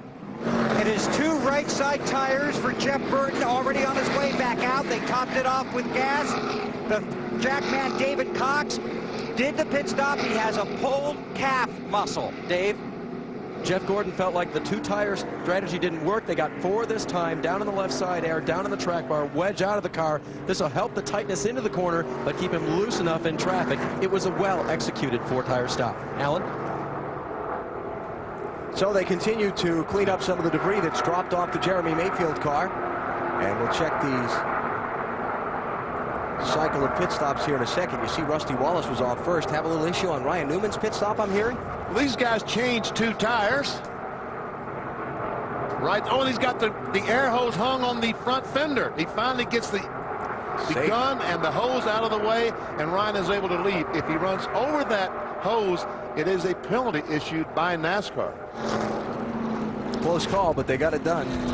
And Newman comes off pit road in 2nd position. Get the field sorted out for you and get ready for the restart when we come back to Pocono. Still under caution at Pocono. Rusty Wallace, as Marty Snyder talked about earlier this afternoon, 81 races since his last win, but felt he'd have a good shot today. He's getting it done on the track. Here are his guys that are doing the deal on pit road. Bill Wilburn, crew chief, Kernersville, North Carolina. Nick Giambruno, Windshield, Long Island, New York. Dave Lasaw, front tire carrier, Pottsville, Pennsylvania. DJ Richardson, front tire changer, Fitchburg, Massachusetts. Tim Boatwright, Jackman, Binghamton, New York. David Doyle, rear tire carrier, Fort Lauderdale, Florida. Rob Fuller, rear tire changer, Boylston, Massachusetts. Doug Ingo, gas man, Oakboro, North Carolina. Mike Garrett, catch can, Huntersville, North Carolina. And those are the guys on pit road behind Rusty Wallace, hoping to get a win here at Pocono. Let's check down pit road with Marty. And a guy who's hoping to get a win today, too, is Bill Elliott, the man who won here last year, Bill. Made some contact on the racetrack with something. The team has not asked Bill what it was yet. The suspicion is his teammate Jeremy Mayfield. Some carnage from that wreck back there. Had left front fender damage, but they have now fixed that. All they lost was track position, Matt. Earlier in the race, Elliott Sadler said after the stop, he said it feels twice as bad off the corner loose and twice as tight in. He said, did you guys get the right and the left and the left and the right? She said, no. As we're getting ready to go back to green, what they found was the problem, the pan between the bumper and the radiator, the bolts had ground off enough, that pan had started to fall. They bolted that back in under the stop, Alan. So Bill Elliott's back in 30th place. Elliott Sadler's back in 33rd. The leader is Casey Mears, and there's trouble. Somebody missed a shift in the front stretch. Looks like the 77 car, possibly. Dave Blaney may have missed a shift. He's got some damage here on the right rear quarter panel. Who got into him is a question. What did they do to their car? Gordon and Jr. in the neighborhood. Casey Mears in the 41 is the leader. Casey came to pit road under the green flag at lap 62 for a problem. He and Joe Nemechek had gotten together and cut down Casey's right rear. So he stayed out under this caution. He leads with Rusty Wallace clearing lap traffic and trying to challenge. Remember, Pocono, one of the very few tracks on the NASCAR Winston Cup circuit where you can make a pit stop under the green and stay on the lead lap. It's about like a road course in that manner. Marty, what's going on in the 41? Well, pretty good, BP. Their biggest goal right now is just keeping Casey calm after he had that contact with Joe Nemechek on the track. It caused no damage to his car. They're trying to keep him in front of Rusty Wallace right now as Rusty tries to track him down. Casey, of course, won 2 ARCA races here earlier this week, and based on that, they have decided to run Casey in the rest of the companion events with the NASCAR Busch Series. He'll run in all those events for the rest of the year. They feel like that Saturday experience is helping, Dave. Well, Marty, that contact with Casey Mears caused left front damage for Joe Nemechek. They fixed all that, but after they changed 4 tires and sent him back out, he thought he had a right side tire going down. They've changed 2, and now the crew is looking it over. They believe they did, in fact, have a right side front tire going down. Bill? Turn 2, Mark Martin is in the wall. Sliding back in traffic. Man, that's scary. And those great race car drivers somehow missed him. That's the worst feeling for a driver when he's sliding down the racetrack into oncoming traffic. You're just waiting to get hit again. Caution is out. Radiator's busted. 3rd time in the race, and Mark Martin driving away. Anything else? What else is hurt? He said the radiator is broken, and that... All right, guys, let's get the toolbox back to the garage. We're going to have to change the radiator and work on the left rear. I wonder if that's what caused the spin, is water under the tires. Well, let's just see, BP. No, I think contact. Yeah, I think that's what. Looked like him and Earnhardt Jr., and I think he got tagged right there. That's what did it. He saved the car after he got bumped by Earnhardt. Michael couldn't get Michael, yeah. I see, there's where the radiator damage came in, when the left front came around and hit with the outside retaining wall. Ward Burton just got underneath Mark into the grass.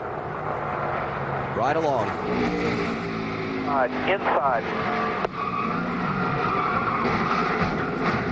Yep, he had it saved. He just got a little bump there from Michael Waltrip.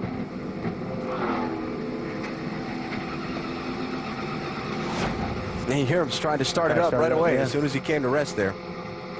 Mark going to the garage, joining Jamie McMurray and Derek Cope, who have taken their cars to the garage recently. McMurray with a transmission problem. Tough break there. He was running in the top 5 earlier in the event. 3rd caution is out on the Pennsylvania 500. You're watching NASCAR on TNT. Next weekend, a big weekend of racing from Indianapolis on TNT and NBC. We start Saturday morning with Bud Cole qualifying on TNT. Then the short track NASCAR Busch Series race Saturday night. Going to be a great day then. Next Sunday, the Brickyard 400. Need we say more? NBC 2 Eastern Time. Michael Waltrip with damage from that altercation with Mark Martin is on pit road to get that fixed. Here's a look from Mikey's view. Michael didn't have too much he could do on that deal. He had nowhere to go. Not much you could do about that. Bill? Well, Michael Waltrip on pit road now, working on the right side. They thought about just staying out, but then they decided to come on in and work out. He's going to get 4 tires to pull the sheet metal away. Best quote from Michael: "Gee, I was in the wrong place at the wrong time there."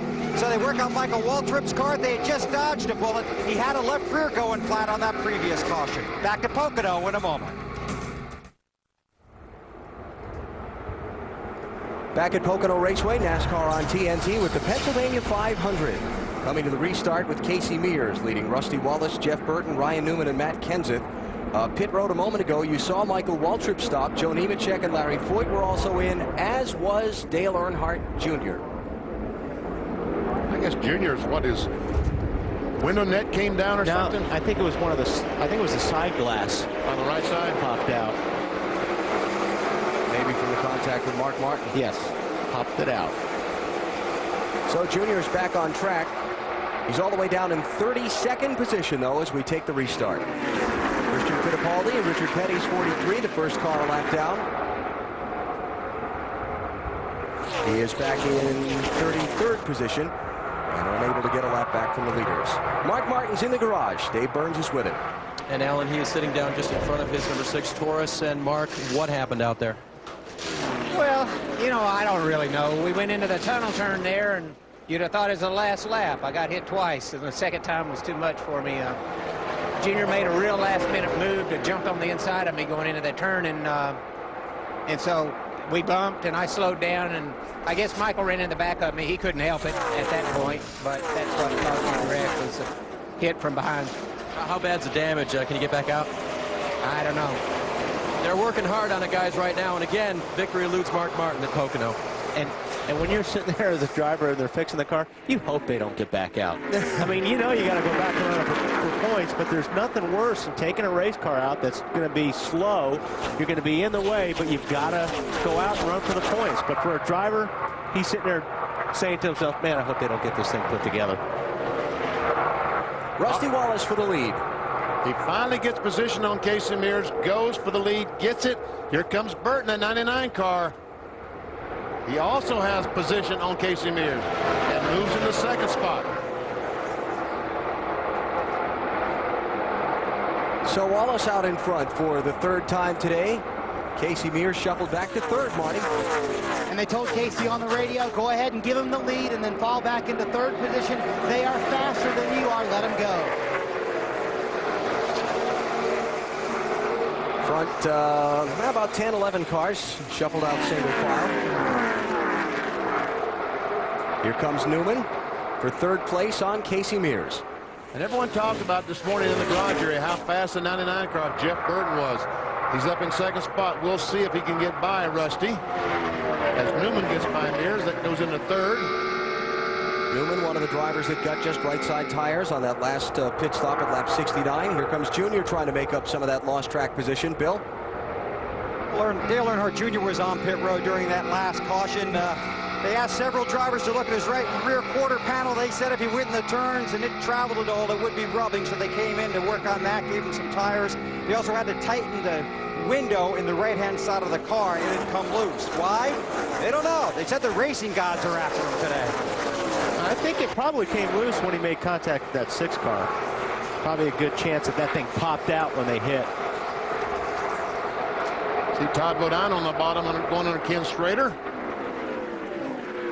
Here comes Nemechek, the 25 car, and here comes Burton. Wow. Those guys were not lying. He is fast. For the race lead. Jeff looking to go out front for the first time today.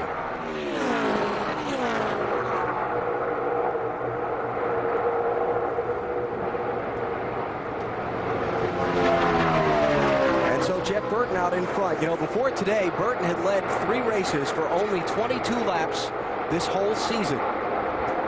10 of those last week in New Hampshire. But he's looking for his 3rd straight top 10 finish. Here's a team that's really turned a corner. Actually, he's looking for his 4th straight top 10 finish, I beg your pardon. Got his 3rd straight last week. They have made a lot of progress with that 99 car. Jeff, Paul Andrews, Brad Parrott, that entire crew. And remember, he was in that crash last week in New Hampshire and still came back for a top 10. How about Jeff Gordon, Kevin Harvick, and Sterling Marlin for 10th, 11th, and 12th? Sterling got the position. And as you said earlier, when they go in this tunnel corner, it's not really wise to try to go in on the outside, because if there's ever been a one-lane corner, this is it.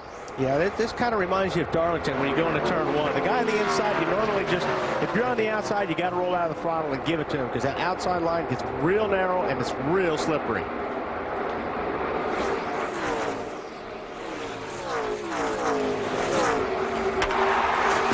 Oh, man.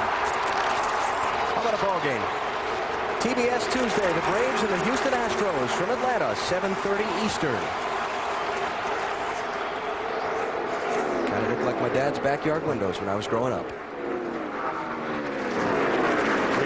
I got to it before you could throw me under the bus. Well, you couldn't throw hard enough to break a window. I don't know about that.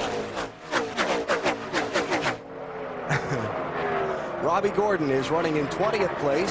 That's the gang behind him. Junior trying to make up that lost track position. Thought he had position on Spencer in the 7 car, but not quite. Meanwhile, back there behind is Bill Elliott in the 9 car trying to fight his way back to the front. These guys are back in 25th, 26th. We mentioned a couple things here quickly. Jamie McMurray back on track after the garage repairs. He's only 9 laps down, so a good job by his team. He's 37th place. But John Andretti was on pit road forever, getting some work done to his car. He's back on track, but he's 12 laps down in 39th. 7th place.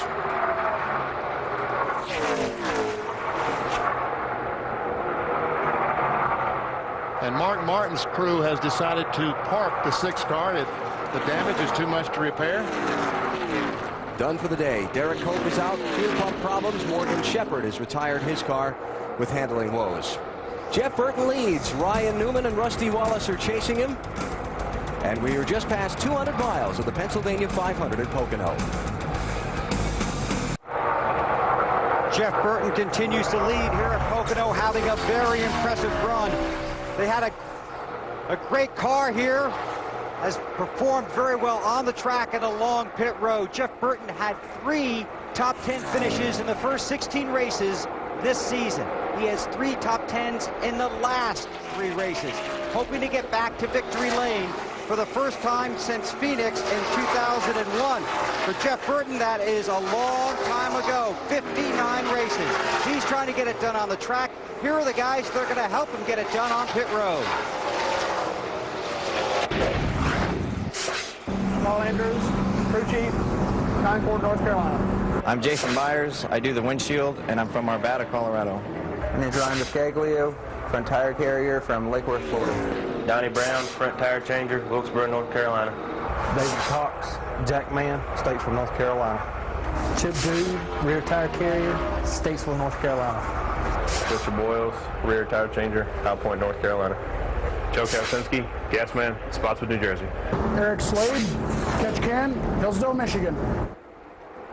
All those guys on Burton's pit crew, but David Cox may be done for the day, the jackman. He has a pulled left calf. So the team went to the 6th team and got Chris Webb, the guy that normally jacks the car for Mark Martin. The 6th team is out of the race. These are both Jack Roush-owned teams. So Chris Webb comes over to the 99 and becomes the most valuable jackman for this team at this point, with Jeff Burton really leading his most competitive laps so far this year. Car slowing on the backstretch, Alan. Yeah, going off the pace, Bill. It is Kyle Petty who is slowing down. Will he make it back around to pit road? He's inside of turn 3. That's an access lane they use to the inside of the racing surface in the corner. Question is he going to make it back around to pit road? Looks like he might have enough speed to coast back to pit road. Then he can get pushed the rest of the way. Dave, what's going on with 45? He can't get the car in gear, guys. Having trouble just getting the thing in gear. It'll run, and they were really happy with it because the car had been extremely tight.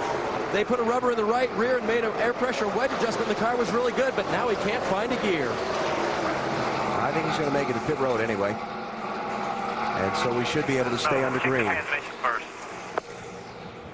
All right, 2nd place. Tony Stewart's been charging up toward the front. Yeah, Tony Stewart might have right now even a better car than Jeff Burton, the 99 car. But he's 3rd spot. Starting 33rd just does something to you. It takes a long time to fight your way through all these cars. 90 laps into this thing, and he's up to 3rd spot. And where he's gaining on these guys, like we talked about earlier, he's out the bottom of the racetrack. These other cars seem to slide up the track, especially in turn 1. He makes up a lot of time in turn 1. He can run down low, and all the other guys slide up into about the middle to the top lane of the racetrack. And we talk about aerodynamics all the time. Watch as Rusty Wallace and Tony Stewart goes in the corner. Rusty's going to go up the racetrack. Tony Stewart's going to stay on that white line, so he's able to get air on that car to give him the downforce to help the car handle. Enough to get alongside. Yes, sir. I noticed you hesitated to make that call, though. Well, it's tough when you are on the inside because a lot of times the car on the outside has more momentum getting off of turn one. So you'll see a lot of times where that car will be right up alongside the guy. He's on the bottom, but that car up in the high lane pulls forward. Remember last week in New Hampshire? Those two, Rusty Wallace and Tony Stewart, weren't necessarily seeing eye to eye on that particular issue. Rusty squeezed up into the wall in front of Tony, took the back bumper cover off. They rubbed one way. Tony came back, rubbed the other way. Don't you love it? Tony by Rusty for his second spot, and he's now got 2.8 seconds to make up to catch Jeff Burton. And most of that you just saw was done under the caution flag at about 50 miles per hour. You don't want to fool around these cars at 170, 80. Here comes your championship leader, Matt Kenseth, looking for fourth spot on Ryan Newman.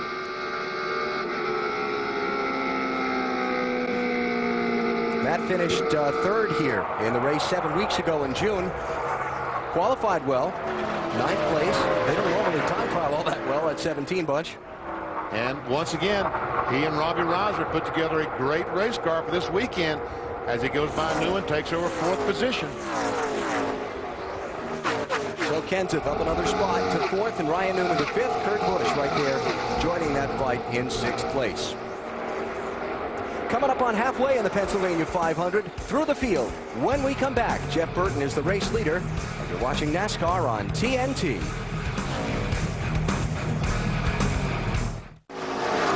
Jeff Burton pacing the field here, but they have told him from pit road that the 20 car Tony Stewart is coming and coming fast.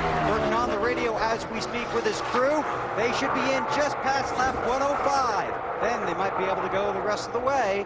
Well, we'll have to wait and see what happens on maybe one more stop. Let's take you through the field. They're all chasing the 99. Tony Stewart's in second. We'll go to Matt Yoakum. And Tony Stewart is turning laps about 0.4 of a second faster than Jeff Burton. The only comments he's made over the radio, he told brake specialist Jason Shapiro, too much rear brake when we started out with. Put that in your notes. The car's a little bit tight, Marty. Matt, they're telling Rusty Wallace on the radio, be smooth, we'll keep the track position we have. Currently in the 3rd position for Rusty Wallace. The last time he took on left side tires, lap 34. It'll be a 4-tire stop next time, Matt. A 2-tire change for Matt Kenseth on his last stop. The only comments he's made, the car is still a little bit tight down in turn 1. Besides that, the car is just a little bit tight. Ryan Newman a lot happier, Matt, in this clean air up front. Currently in the 5th position for Newman. A little loose off turn 3. The only concern, they had a little debris on the grill earlier. Temperature shot up, but it's fine now, Matt. They've worked the push out of the 97 car of Kurt Busch. Meanwhile, the 18 of Bobby Labonte. He says the car just does not seem to like going forward. They don't like the adjustment they made in the last stop. They're talking about going back on the next one, Bill. Solid run for Sterling Marlin. The car was tight. Last time in, they made a track bar adjustment. They told him he's running the same speeds as the leaders. Tony Glover reminded him, you could have a top 5 car. Dave? Remember, they made a series of adjustments to try to help Jeff's car. It's okay on the entry now. He's pretty loose off everywhere, though, especially turn 3. Marty? Dave, Jimmy Johnson back in the 10th position, loose getting into 1. The problem they're having, the car's not reacting to the changes that they're making to it on pit road. Chad Cannell said, I'd be happy to finish right where I am. Alan? Jeff Burton, the race leader, as we approach halfway. The race for the championship, Matt Kenseth running well today, though you see Tony Stewart closing in on Jeff Burton, starting to put some pressure on that top spot. There's your championship leader, Kenseth. He has moved into the 3rd spot, going by Rusty Wallace. While his rivals for the title, Jeff Gordon, runs in 9th position, and Dale Earnhardt Jr. in 20th after that extra pit stop on the last caution. Let's continue going through the field. How about 11th place, Terry Labonte, Dave? Alan, he's 2/3 good right now at Pocono. Good in turns 1 and 2. A little bit loose off of turn 3. They took some air pressure out of the right rear to try to help him on the last pit stop. Alan? Okay. There you go. Wow. Goodbye. And I think Jeff saw how quick the 20 was coming and just let him go. Well, watching the scoring monitor in the booth, he's been outrunning about 3 to 4/10, as Matt Yoakum told you just a moment ago. 3 to 4/10 of a second per lap. Now, this is the 20 car that we saw yesterday morning in the practice session. And don't forget, Tony Stewart won here back in June, trying to make it a sweep of 2003. of Pocono races. We were going through the field before we jumped to that pass for the lead. Let's chug back on into it. How about the 41 car, Marty? Yes, we were, Alan. We were getting ready to talk about young Casey Mears having one of his best career runs. His career best finish to this point, 15th at Las Vegas. His car's a little bit tight. Now remember, he's off schedule from everyone else, so he has to pit in about 4 laps, Dave. The 16 car, Greg Biffle, still a little bit loose, but a lot better than barely fair, which is what they thought they might be today. Greg said the track is a little bit slippery all the way around. Matt? Kevin Harvick's battling a loose race car. He's also battling a hot race car. He told his crew chief, Todd Berry, you're going to need to pull some tape off. I asked Todd, how hot is it? I really don't want to know. He won't tell me, Dave. A couple of problems for Tony Raines. Loose everywhere, but turn 2 where he's a little bit tight. They took a spring rubber out of the left rear to try to help him in that turn on the last pit stop. Bill? It's been a good day so far for Dave Blaney, currently running in the 16th spot. Has not produced the results they were hoping for this season, but could get himself a top 10 here this afternoon, Marty. Bill Del Jarrett's car is much better from lap 54 when he described it as absolutely wicked under braking. Then it was a little loose. Now the car's gotten a little bit tight, and he's picked up some spots up to 17th, Bill. Ricky Rudd making his 700th consecutive start, as we talked about throughout the day. Last time it was the crew in the starring role. His pit stop 13.5. He's a little free off the turns. Marty? Bill Elliott still fuming from the contact on pit road he made with Elliott Sadler and Jimmy Johnson. He has said nothing since then, but Ray Evernham, who is spotting for him today, not his normal spotter, says the car is the best it's been all day. They are happy with it right now. They expect no changes on the next stop, Bill. Well, Michael Waltrip's had good and bad moments during the day. His crew spotted a left rear going flat from pit road while the car was under green. Then the caution came out. They came in and got that fixed. Then he got caught up in that wreck with Mark Martin. He's back in the 19th spot. Dale Earnhardt Jr. lost numerous positions, also involved in that on-track altercation. Had some damage to the left rear, also had the right side window coming loose. They came in and adjusted it for him. He's 21st right now, back in the field. Here comes Casey Mears, going to give up his top 10 spot on the racetrack for a pit stop. Actually, he was just falling outside of the top 10 just before coming in, and he's headed down toward Marty Snyder. Marty?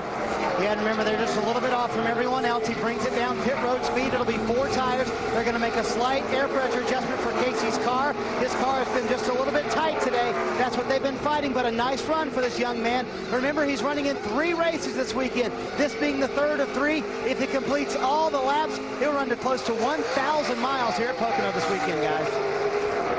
But Casey Mears was far enough back that as he makes his pit stop, here comes the leader, Tony Stewart. He will go a lap down. Now he just needs to hope the race stays green till everybody else comes in, which should happen about another 5 laps from now. So let's take a break. We're just across the halfway point of the Pennsylvania 500 at Pocono. The Pennsylvania 500 from Pocono Raceway on TNT is brought to you by Ford. If you haven't looked at Ford lately, look again.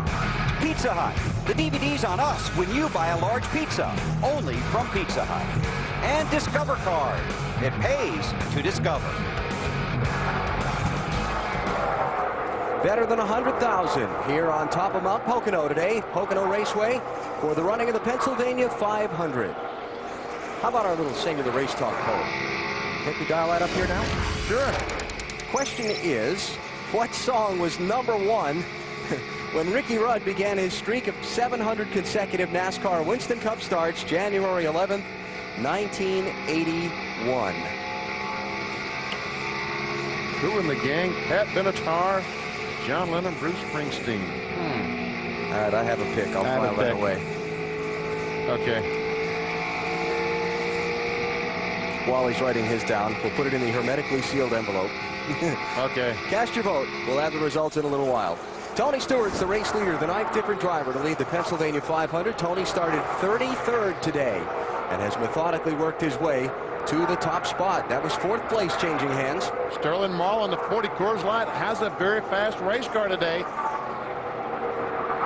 But it's a long way right now behind the leader, Tony Stewart, about 7.5 seconds.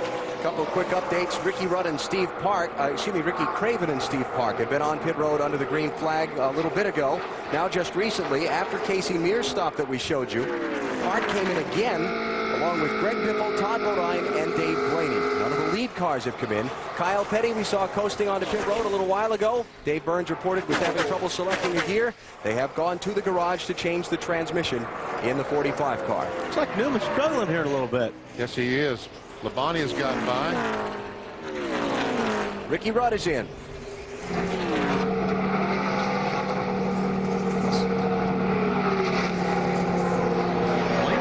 That 77 car. He stopped and changed tires. And he did. Here he goes. Superman, that cape just flying out the back. And Ricky Rudd rejoins the chase. Here comes Ryan Newman. Peeling off. 7th spot he gives up here to come to pit road. And so we should see Rusty Wallace in fairly soon. Got the word that he and Rusty were going to pit fairly close together. Ryan Newman has led more laps than anyone else today so far. Marty?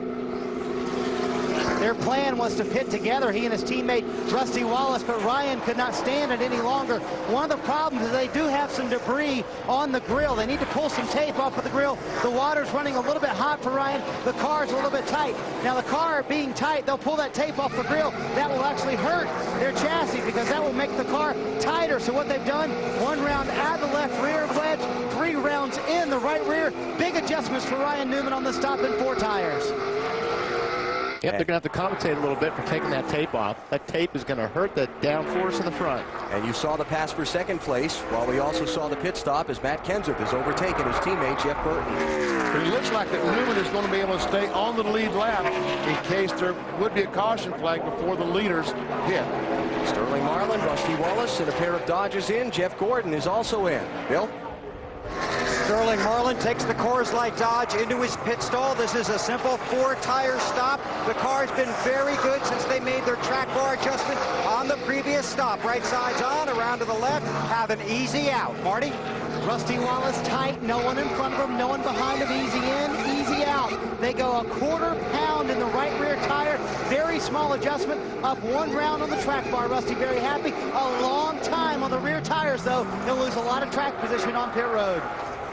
See Jeff Gordon coming back onto the track. Dave, what'd they do to his car? Well, he said the car never really tightened up for him, so he has to make a wedge and an air pressure adjustment to try to tighten that car up on this stop. 4 tires. Matt? And Tony Stewart on his way down pit road.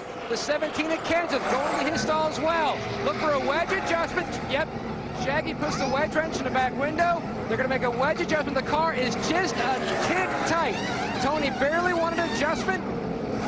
At the 17 also an air pressure adjustment. They went up in the right rear. No other changes for Kenseth. Stewart's down and away. There goes Kenseth. Oh, what a great stop. 13, just a shade over 13 seconds for Kenseth and his crew. And look at the distance that he gained on the 20 car. Bill. Jeff Burton's on his way off of pit road. It was a 4-tire stop, made a track bar and air pressure adjustment. Took 2 tires on their last stop. That tightened up the car. They used Chris Webb from the 6 to jack the car. And what I was trying to point out earlier is they should try to make it now on just 2 more stops. We'll have to see what the fuel mileage is. So Jeff Burton rejoins the chase. Jimmy Johnson has also been on and off pit road.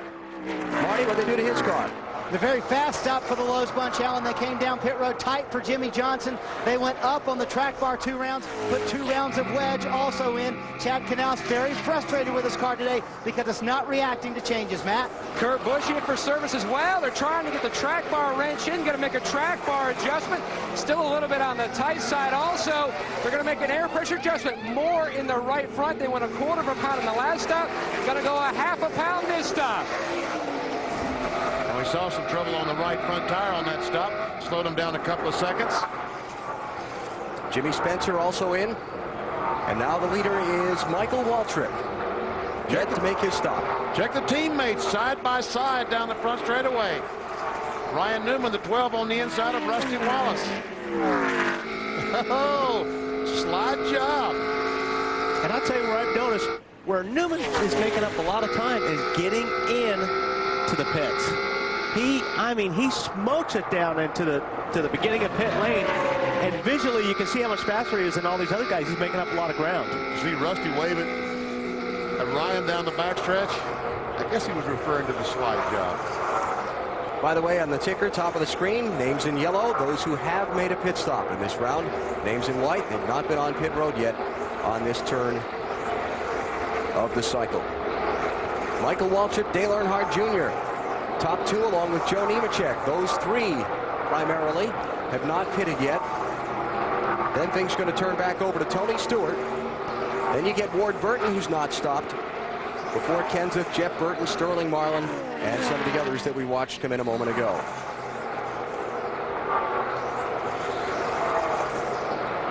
So Kyle Petty just came back out of the garage, rejoined the race. So Kyle 22 laps down, back in 39th position after the transmission repairs. Tell you what, these extra laps on fuel for Michael and Dale Jr. might make a difference. Well, right now they've got to run, I don't know that they can do it, but he can run about another 10 laps. He might be able to go the rest of the way. Maybe not even 10 laps. If they can get 43, right, that's 86. So he's got to run 2 more. 4 more, 3 more laps or so. If they can run 43. If they can run 43. And they might be able to. He might be able to make it on 1 more stop. Everyone I think that has stopped so far has got to make at least 2 more stops to finish the race. You okay with my math there? I mean, if the rain doesn't come in. I mean, it's cloudy here in Pocono. They've been talking about rain. Don't see any around, but we are past halfway, so anything can happen. Then we have overheard, our spotters have overheard some communication, some of the team people saying that they're looking out for rain showers in the area, but from here, our view in the tower, you can't really see anything coming across the horizon. We'll see. It's the Poconos. Don't like the weather? Wait 10 minutes. It'll change. Well, 25 car just blew through their pits. And the 25 car slid past his pit, and they're going to go down on the track bar, which is going to tighten up that car just a little bit. It was loose for Joe. New front tire carrier, too. Mike Harold has stepped over because Kevin Singapoos cut his finger when they were repairing this left front damage. He's okay, but Harold takes over now, rolling that tire back across the wall. They will change 4 for Joe and get him back on track. He could possibly also do this on 1 more stop, guys, like you were talking about. 88 laps, so that's 44 apiece twice for Joe Nemechek. That's a bunch. Sterling Marlin, Bobby Labonte is back about the 7th, 8th position. Sterling has 7th. Bobby Labonte holding firmly onto that 8th spot. Wanting 7th. Nice run for Sterling so far. Remember, they've had right front issues the last couple of weeks at New Hampshire and Chicago that have cost him good finishes. In fact, he's finished fairly poorly the last couple of weeks in a row. Marlin led the most laps here at Pocono back in June, but only got a 6th place finish out of it.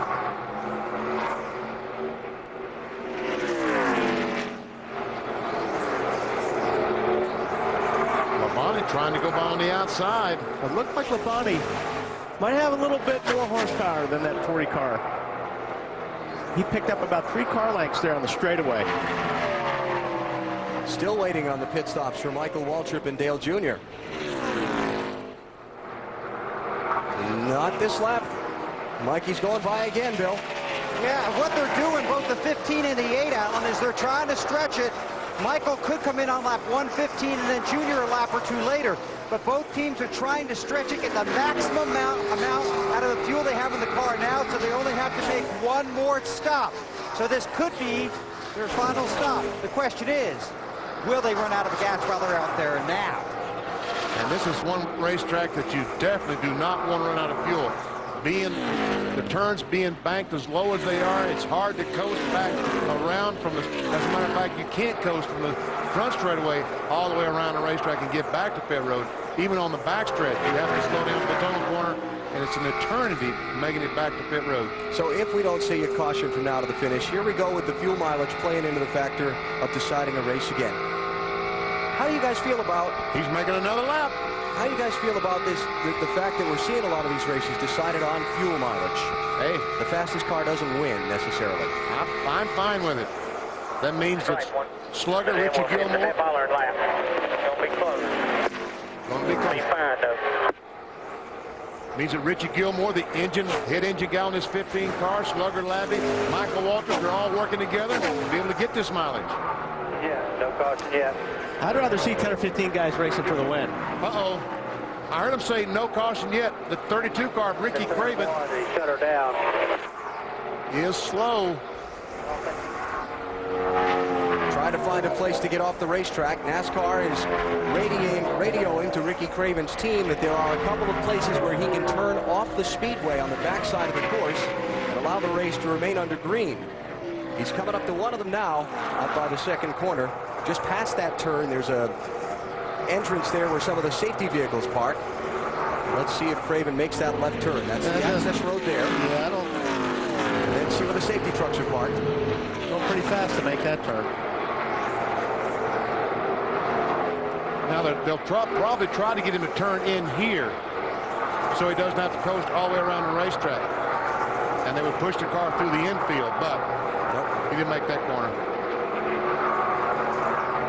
He's not going to make it back around. So now, if you're Michael Waltrip's team, if I was in my fuel window, I'd dive in here under green because you're going to stay on the lead lap, then everybody's going to pit behind you. Almost like a road course thing, right? If you can predict when the caution's going to come out. Yeah, if he doesn't run out, depends how close he is. He's going to have to pit pretty soon anyway. I'd hit it right here. Here he comes. And the 8 with him. Michael Waltrip and Dale Earnhardt Jr. are going to try and see if they can take advantage of a potential caution and maybe go from here to the finish on just one more stop for fuel. Bill. Michael Waltrip will hit first, around to the right side. Going to be 4 tires for Dale Earnhardt Jr. They told Jr. when he came off pit road, glad to see you, glad you could make it. Around to the left side, Michael gets 4. All the fuel that Jeff Opel can shove into that car is what they want. Around to the left side, also on the 8. Jr. getting all the fuel he can. They're both away. Look out for the... Looks like they let the 23 go by there. Yeah, it was Kenny Wallace who just came off pit road after a lengthy stop on his car. Caution is out. Caution is coming out. Caution is coming out. Leader just now in 3. We're way in front of him. So they stay on the lead lap. The caution comes out for Ricky Craven's stalled car. And Tony Stewart, the leader, comes back to the yellow, letting Mike Wallace get a lap back. That'll put Mike Wallace now 1 lap down instead of 2.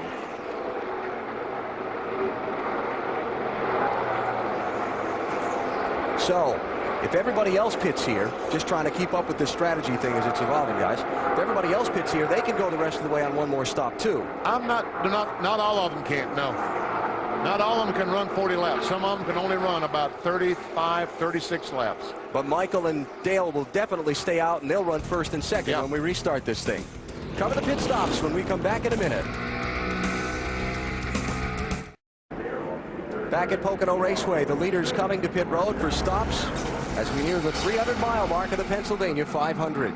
Tony Stewart leading the field in. And Ricky Craven's car was pushed, and he's coasting down pit road. He's going to be in somebody's pit. Matt. Tony Stewart leads Matt Kenseth into his pit stall. At this juncture, look for a 2-tire change for both Stewart and Kenseth. Stewart wanting a half a pound back in that right front tire. 17, 20 your way, Bill. It was 2 right side tires for Jeff Burton. Had to sneak past Johnny Benson. They told Burton to wait for the fuel. He did. Marty. A wicked fast stop for Ryan Newman's bunch. They had the advantage of the first pit stall, but I don't know if it got him the lead off or not. A little loose all the way around for Ryan. 1 round down on the track bar, Dave. A 2-tire stop for Terry Labonte. Mike Bumgarner and Murray Tim changed them flawlessly, filled it with fuel, sent him back out. Alan? How about that camera with the race off of pit road? Let's see who got there first. Well, let's see. It's Newman. Sir. Over Tony Stewart. Over Matt Kenseth. Here comes Jeff Burton. And that's a real battle between Sterling Marlin and Labonte. Looks like Marlin might have gotten it. So Ryan Newman's crew gets him the lead off the pit stops, but Michael Waltrip, Dale Earnhardt Jr. How about their little strategy play? Back at Pocono Raceway, the Pennsylvania 500 on TNT, just at its 300-mile mark. Michael Waltrip is the race leader. Let's check the results of today's Singular Race Talk poll. The _1 record when Ricky Rudd began his streak of 700 consecutive NASCAR Winston Cup starts, January 11th, 1981. My friend Wally picked it correctly. It was B. Hit me with your best shot, BP. All right. That's what you picked? That's what they used to. No, that's what the people think. I'm sorry. The actual answer is C. You lose. Well, I was with the majority anyway, and that's what's really important. Well, that's what they used to say when they were racing against Wally. I've never even heard of starting over. Hit me with your best shot. Uh-oh. Ricky Rudd's 700th consecutive race is going to end shy of the finish line. He has stopped out on course, and you can see being pushed there by the safety workers. Also, during this caution flag, a slightly demented fan ran out of the infield across the racetrack between the start-finish line and turn 1 and has disappeared into the woods, though he will shortly be apprehended by the authorities and appropriately dealt with. Pennsylvania's finest, Wilt. Yes. What was that you said before? Have a nice night in jail? Yeah, that's very good. Michael Waltrip and Dale Earnhardt Jr. did not pit under the yellow, along with Joe Nemechek. The Pennsylvania 500 coming to a restart here at Pocono Raceway, live on TNT. After the exchange of pit stops, Michael Waltrip taking the lead. We talked about the strategy before. I mean, I think that he's okay. He's golden. He and Junior can probably make it the rest of the way. I'm just not too sure about some of those cars behind him, like Ryan Newman, Tony Stewart, Matt Kenseth. Waltrip and Earnhardt Jr. not stopping under this caution flag, taking over the top 2 spots, along with Joe Nemechek, who runs 3rd. He also didn't stop. Don't forget, next weekend, a lot of action from Indy for you. Bud Pole qualifying from the Brickyard Saturday at 11 Eastern. The NASCAR Busch Series race from the Indianapolis Raceway Park short track next Saturday night. Both of those on TNT. And then the Brickyard 400 next Sunday on NBC at 2 Eastern time. Of course, we begin with Discover Card Countdown to Green, and if you miss the countdown, you start a lap down. Matt, Kurt Busch, a long stay on pit road under the yellow. He made 2 stops. Jimmy Finnick, what's wrong with the car? Well, we think we got a chain hung up, the droop limiter in the right front, so we came in and took it off. So hopefully that's it, but it didn't look good on the racetrack. Let me add to the list of guys who did not pit under that caution, Ward Burton in the 22. So he's up to 4th spot now as we go back racing. First car off pit road, Ryan Newman in the 12. Look at Tony Stewart, 3 wide, in between the lap car of Steve Park and Ryan Newman. But the hole closed before Tony Stewart could get by Newman.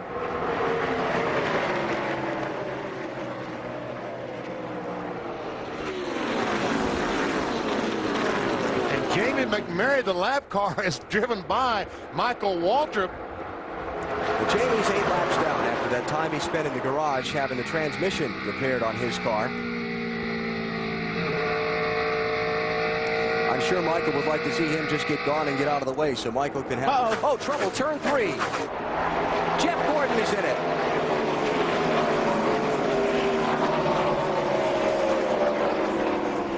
Caution flag is out. That looks about like the dent. Oh, he's got big problems. Yeah, big problems because the wheel. Pretty hard with that right side then, Jeff. See, the left front wheel's going due south. I can't go anywhere. And the right front's going due west. Second place driver in the NASCAR Winston Cup Championship lost some ground at New Hampshire last weekend when they took 4 tires on the last stop and couldn't gain back any of the lost ground. And now here today at Pocono, he's in the wall with 76 laps to go. So we can see what happened to Jeff Gordon that caused this. Never see Gordon on the inside. Looks like he got a little tap there once from the 77. Oh, they just checked up in front of him. 43 of Christian Fittipaldi checked up in front of him. Jeff Gordon checked up. But the problem is when you're that stacked up and you're in that tight of traffic, you can't see too far ahead of you, and it looked like those guys just got in the back of him. Yeah, just kind of accordion together. Yeah. On board with Kurt Busch. We can watch the wreck unfold and listen. Been in front of you, buddy. Just stay right there. Come on. Come on. You're clear all around. Good job, buddy. Good job. Toss us out. Yellow's breed yellows. Is that what you want to say, BP? Yeah, I'm telling you, do they ever. So Gordon out of his car, make the trip to the care center for the mandatory checkup, and Robbie Loomis and company will jump on that thing, see if they can fix it, get back out and make some more laps. Yellow flag out on the Pennsylvania 500 for the 5th time here on TNT. TNT Mondays. TV Guide calls it the best news show on television, and A, riveting. Television's best new series is now on TNT.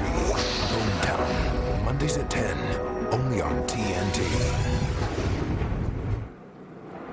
Under caution here at Pocono after Jeff Gordon's crash in the Pennsylvania 500. We check our Chevy leaderboard, and it's a pretty good day for the bow ties. Gordon accepted right now. 4 of the top 5, and another farther down in the top 10. Chevrolet's running very strongly today here at Pocono. Well, Robbie Loomis and the boys going to jump on that car, see if they can get it fixed and get Jeff Gordon back out. If things finish as they are now, he's going to lose even more ground to Matt Kenseth. He was 234 points down coming into the race. That's as they run. It would be only Jeff Gordon's 3rd race in 22 tries that he's failed to finish here at Pocono. One of the pioneers of NASCAR racing was lost this week. Pioneer in a different way. Bob Latford was a publicist and historian of the sport. He passed away Wednesday after an illness. Latford was one of the early drum beaters for the game, getting out and turning out folks to the racetrack before there were more folks coming to the racetrack than there were tickets available. And he's also the man responsible for creating the system used to determine the NASCAR Winston Cup champion. It's a long story, but the short of it is he created it on a napkin in the Boot Hill Saloon in Daytona Beach. Bob Latford, we'll miss you.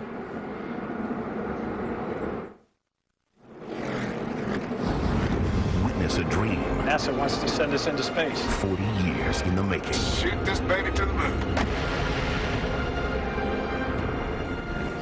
Space Cowboys, next on TNT. Back at Pocono, 128 of 200 laps complete. The clouds have moved in, but sunny on some guys right now, like Michael Walsh, Chief Slugger Labby. How's your car? It's been loose all day long. You know, it's been a crazy day for the Napa Chevrolet. We had a flat tire on lap 69, got in a wreck on lap 75, and you know, our plan when we started the race was to come every 38 to 40 laps, and we've been on that plan, and we can make it one more stop from here, so everything's going pretty good. But it's been a crazy day so far. It has been a wild day. The field just got 1 to go last time by, and we go to Matt. Tony Stewart runs in 5th. Greg Zipadelli, insurance policy, these caution flag laps and making it one more stop, or are you already good to go? I'm not as nervous as I was. It's going to be close. We're just debating whether to try and go to 61 now and shorten me up at the end, or try and, you know, we need to get a lap here, so we're not sure which way we're going to go. We're figuring on these fuel mileage, the caution, to see how much it helped our fuel mileage, kind of comparing it to some of the runs before, and it's fluctuating a little bit. So we're close. I think most people on pit road that didn't just duck back in are going to be real close. Their teammate Bobby Labonte's in the same boat. Marty? Matt Borland, do these caution flag laps put Ryan Newman within the window to make it on one more stop? We'll just have to see. Right now, we're looking at 2 more stops for the Mobil 1 Dodge, but hopefully maybe another yellow here. We might be able to make it on 1 more. We'll just have to see. A lot of talk about the weather. The 12 team's going to be about 3 laps short, Alan. Wow. Well, do you come in? Do you gamble and come in right now? That's to get the green and top off and hope it goes green and hope it works out, or do you roll the dice and go? I think they've just kind of made their bed. They've got to lay in it right now. They're going to stay on the racetrack. I think you got the field bunched up, and cautions breed caution. So you stay out there, see if a yellow happens behind you. And those extra caution laps give you a chance to what everybody's doing. Get it done. All right. Green flag, Michael Waltrip leads. Dave Burns is with Jeff Gordon, not on the track. No, Alan, he's just been released from the infield care center. Jeff, tell us your perspective. What happened in that wreck? Well, you know, restart and you're all bottled up. There's a few lap cars on the inside, and I shot to the inside of a few other cars and made 1 or 2 positions up, and was just kind of sliding the outside lane, and I was behind Schrader, and he slowed up, I slowed up, and just chain reaction. I think somebody got in the back of me, so kind of made a bad day go really bad. We weren't very good. You know, we started the race and drove up through a lot of positions, but once we got up there, you know, we just couldn't get the balance on the car. It's the same thing we've been struggling with all weekend. So kind of a tough day for the DuPont Chevrolet, but you know, we'll just see what we can do with it and go from here. And you're okay? Oh, yeah, I'm fine. You know, it hit harder than I thought it was going to hit, but because I slowed it down a bunch with the throttle, but it wasn't that bad of a hit. We're glad you're all right, Jeff. Alan? Jeff Gordon's in the garage. Dale Earnhardt Jr. is taking the lead on his radio moments ago. He knows it has the potential to be a good day in the championship. Somebody got into the 24 over here and put him in the wall off of 3. Hell yeah, some points for June Dog here. Good opportunity, good opportunity. I just hate how much I give up getting through the tunnel. I was rocking through there earlier today, and now I'm just like everybody else, a little slower late in the run. Instead, I give up and be more comfortable at 3, I guess. Well, I was going to say how happy a driver is when a guy you're racing with points has trouble. But Dale Jr., you could hear the happiness in his voice. Obviously, Joe Nemechek got by Michael Waltrip. So is Gene Nemechek a player now after the trouble he's had? I was just saying points on Jeff Gordon, but Matt Kenseth still running 7th and still with the healthy lead in the championship coming into today's race. And there he goes. Kenseth, we just talked about him. He's trying to go by Newman to take over 6th.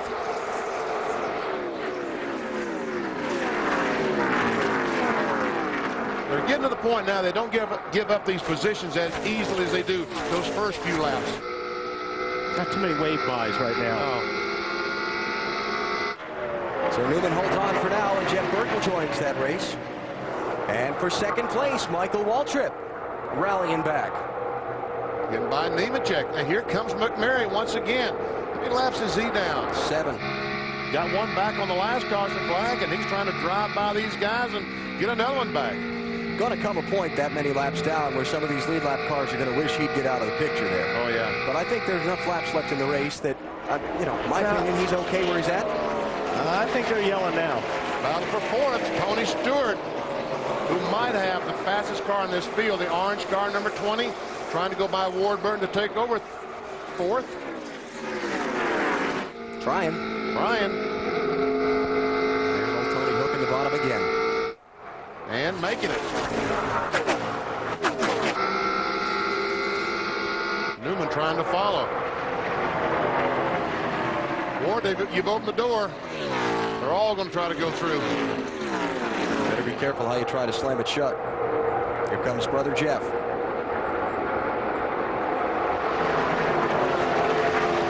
That's going to shuffle Ward from 4th position back to 8th in that lap.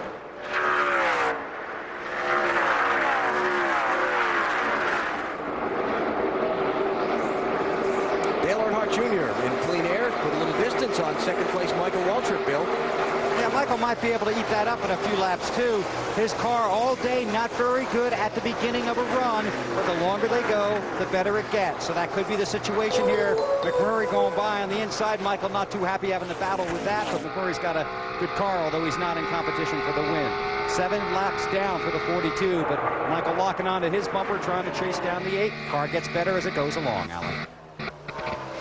Say, after the damage Michael took to that right front in the accident with Mark Martin back at lap 75, I'm surprised he's been as strong as he has, but they did a good job getting it fixed up enough to where he's been competitive. Oh, Michael out wide, trying to get a run off that corner, trying a different line to see what works best for him. See how mashed up that right front corner is on the Napa car. This car looks like it might be a little bit tight. Tough break for Michael at the end of the race in New Hampshire last Sunday. He had scrubbed the wall with the right side of his car, knocked the tailpipes loose where they mount up against the underside of the body between the right side tires. NASCAR showed him the black flag late in the race because they were afraid that those tailpipes would come off, could get hit by another car, maybe get tossed into the air and become a safety hazard. So they showed him the black flag. Michael disappointed in that because he didn't feel like the pipes were loose enough to warrant the black flag. But he had to answer it, and it cost him some points in his fight for the championship last Sunday. Dale Earnhardt Jr. has risen to the top of the stack, out in front for the first time all day. 66 laps to go at Pocono. The red car leads the Pennsylvania 500. Dale Earnhardt Jr. is out in front, but he better keep an eye on the rearview mirror for the orange car. because Tony Stewart's coming. He has gone by Newman to take over third, right on the back bumper of Michael Waltrip for second position. Not this lap. Not this lap. But it's going to happen. Last lap by Tony Stewart, 0.3 of a second quicker than Michael Waltrip, 1/10 of a second quicker than the leader Dale Earnhardt Jr. How about our Napa field summary? What's happened so far? 11 different drivers have led today. Ryan Newman has led the most laps. Rusty Wallace second most, followed by Michael Waltrip. Cars out of the race: Morgan Shepherd, Derek Cope, Mark Martin, and Ricky Rudd. In the garage, Jeff Gordon after the crash just moments ago. And the caution flags on the race today. Had one at lap 50 for oil, one at lap 69 for Jeremy Mayfield and Robbie Gordon tangling, 75 for Mark Martin, getting bumped into the turn 2 wall. Ricky Craven stopping on track at lap 119, and then the Jeff Gordon crash at 125. That's been what's happened so far today. And really, to sum up the racing, Ryan Newman, good off the get-go. Would come back to the pack after a while on a set of tires. Then through some pit strategy, Newman shuffled back into traffic. And the dirty air has not been as kind to his machine as some of these others that are in front of him. But he moves back to 4th position as he goes by Nemechek. And Dale Earnhardt Jr. and Michael Waltrip stretched their fuel, stopping just before a caution came out at lap 117, stayed on track when the other leaders pitted at 119, and that's how they got the top 2 spots. And now most of these cars can make it on one more stop. It may be iffy for some of them. And the question is, if they get to that window where they hit, are they going to come in and hit? And is Tony Stewart going to get Michael Waltrip here? Oh, boy. Tony had his hands full there. Car got loose. He had to just crack the throttle and decided to get back in line and give it another shot. 26 cars on the lead lap at this point in the race, but the 26th of them, Dave Blaney, was a little bit off the pace a second ago. Stewart's definitely better in turn 1. They look like they're fairly even in turn 3, but turn 2, Michael's a little bit better. But it just looks like those Gibbs cars have a little bit more horsepower than the rest. It just looks like that Tony in turn 1 is where he's the 2 or 3/10 of a second he's beating the field. He's doing most of it down in turn 1. This corner where they're approaching right now. Watch as he just goes down to the very bottom of the racetrack. As Tony exits the corner. Now, if Michael wasn't there, he could let the car drift out against the outside retaining wall. The car would be faster, but since Michael is there and not able to do that, he's got him now. Got him now. So Tony Stewart to second. 3.5 seconds behind Dale Earnhardt Jr. after being off the pace by about 10 seconds the lap before. Dave Blaney's back up to speed. 26 cars on the lead lap at Pocono. The Pennsylvania 500 from Pocono Raceway on TNT is brought to you by Pontiac, fuel for the soul, and Subway, fresh-made sandwiches on fresh-baked bread. Subway, eat fresh. Dale Earnhardt Jr. continues to lead here in the Pennsylvania 500, 145 of the 200 laps in the book, having an outstanding run. Last time Dale Earnhardt Jr. was on pit road, a slight air pressure adjustment. They can make it the rest of the way on one more stop. The question is, what will they do about tires, 2 or 4? We'll have to wait and see. Junior is the leader. Let's take you through the field. Behind him is, well, not really, but Matt Yoakum. And Tony Stewart 4.5 seconds back of Dale Jr. And that's the same question for the 20 team, 2 or 4. And one thing Wally was talking about, they have picked up huge in the horsepower department over the past 3 months. At the chassis down in Chicago, they had the most, Bill. Michael Waltrip says the car is as good as it's been all day, just a little on the loose side. They can definitely make it on one more stop. The caution flag laps ensured it. Marty? Bill, Ryan Newman running in 4th. He led the most laps so far today. The only other time he's led the most laps this year, Dover. He went on to win that day. They are still 2 laps short on field, but thinking 2 tires, Matt. And Matt Kenseth, his car's still a tick on the tight side, but he's very happy with it. Just riding in the 5th position, knowing this could be another great day in the points, Bill. And it could be an outstanding day for Jeff Burton, currently running 6th on the racetrack. But the problem is they will probably need a gas and go at the end. So it'd be 2 more stops for fuel for Jeff Burton. We'll wait and see how that plays out. Dave?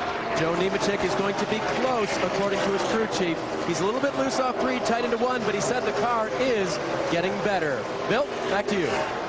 I asked Sterling Marlin's crew chief Lee McCall if they could make it on 1 more stop. He said it's going to be close. I said, how close? He said if Sterling wins, he won't be doing a burnout. Dave? 1 more pit stop for Terry Labonte, and then he will be safe on fuel. And he's been picking up spots, guys. That car is looking really good. Matty? And in the 10th position is Bobby Labonte, and it's the same story as earlier. It says the car is just doing the same thing it's been doing all day. I just can't go anywhere in traffic. We're just stuck riding along. There's your top 10. Dale Earnhardt Jr. out in front of Tony Stewart by 4.5 seconds. Stewart running 1/10 of a second per lap faster than Jr. the last couple of laps. A long way to go at 1/10 of a second a lap to catch that front-running 8 car. Let's keep going through the field. How about the 2 car, Marty? He's in 11th place. 46-year-old Rusty Wallace is trying to prove that experience does pay here at Pocono, like we talked about in Countdown to Green.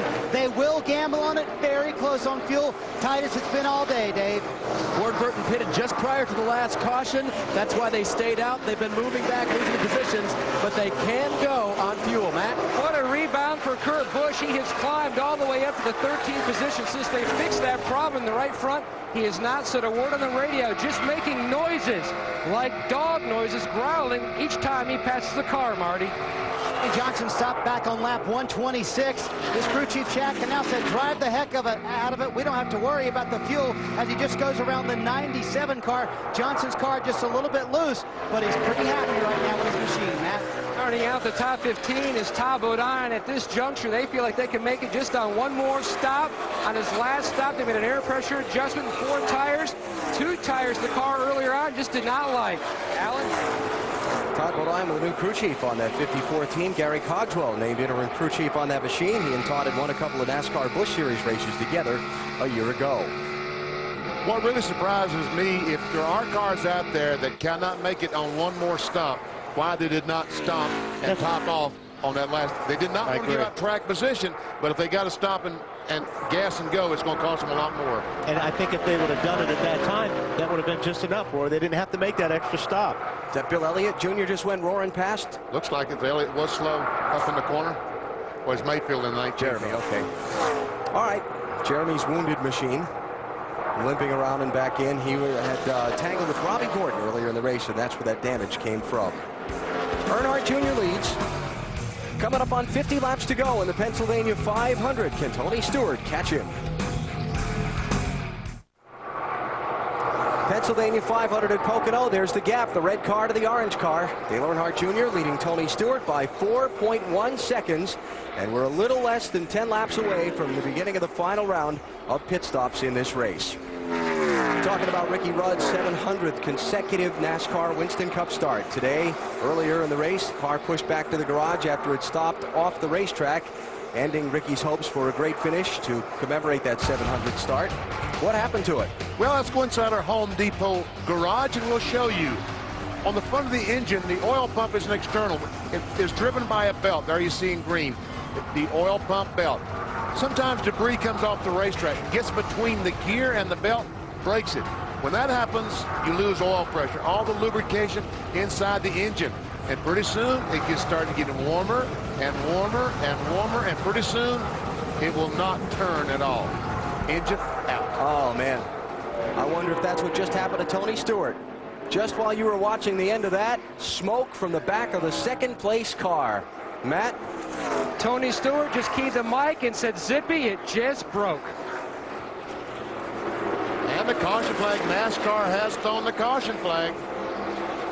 Oh, is this going to make fuel a drama here at the end of this one? Man. 47 laps to go. Well, they were making extra horsepower. Yeah, they were making horsepower. But it didn't last to the finish. Second place car out. Bobby Labonte's probably scratching his head right now. teammate to Tony Stewart. It's been that kind of year for Tony Stewart, huh? Running strong, but just... Whatever you want to do, man. It's going to be the 5th race this year he's failed to finish. There you see smoke coming from the exhaust. It's never a good sign on a racing engine.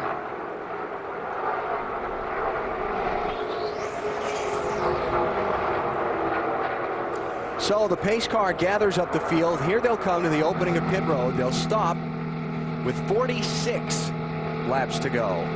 You think anybody would just change 2 tires? I would probably think they would, the guys in the back, but if I was in the front, I wouldn't. No, that's right.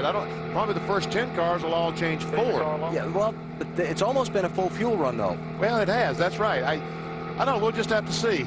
So if you're going to wait on the fuel, you might as well change the 4. I think some guys might try 2. Some of those guys like Elliott Sadler, Greg Biffle, Tony Raines, Dale Jarrett, back about 17th to 20th.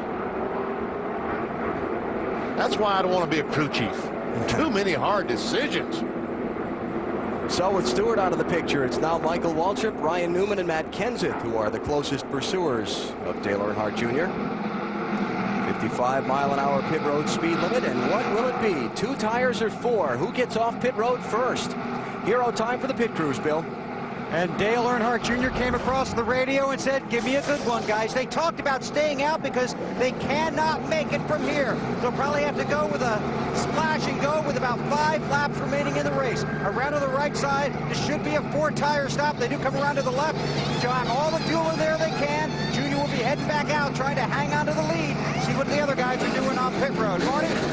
Costly pit stop here for Ryan Newman. It's just going to be 2 tires, but it took a long time on the right rear, and the cars behind them will have 4 tires. They still won the race off pit road. They only have 2 tires, Matt. 4 tires for the point leader, Matt Kenseth, and no adjustments on his Ford. Dave. 2, 4, and 5 for the 5 car. 2 tearaways off, 4 tires on, 5 laps short. They cannot make it on fuel from here. Now we'll see if these guys come in right before it goes green to top off.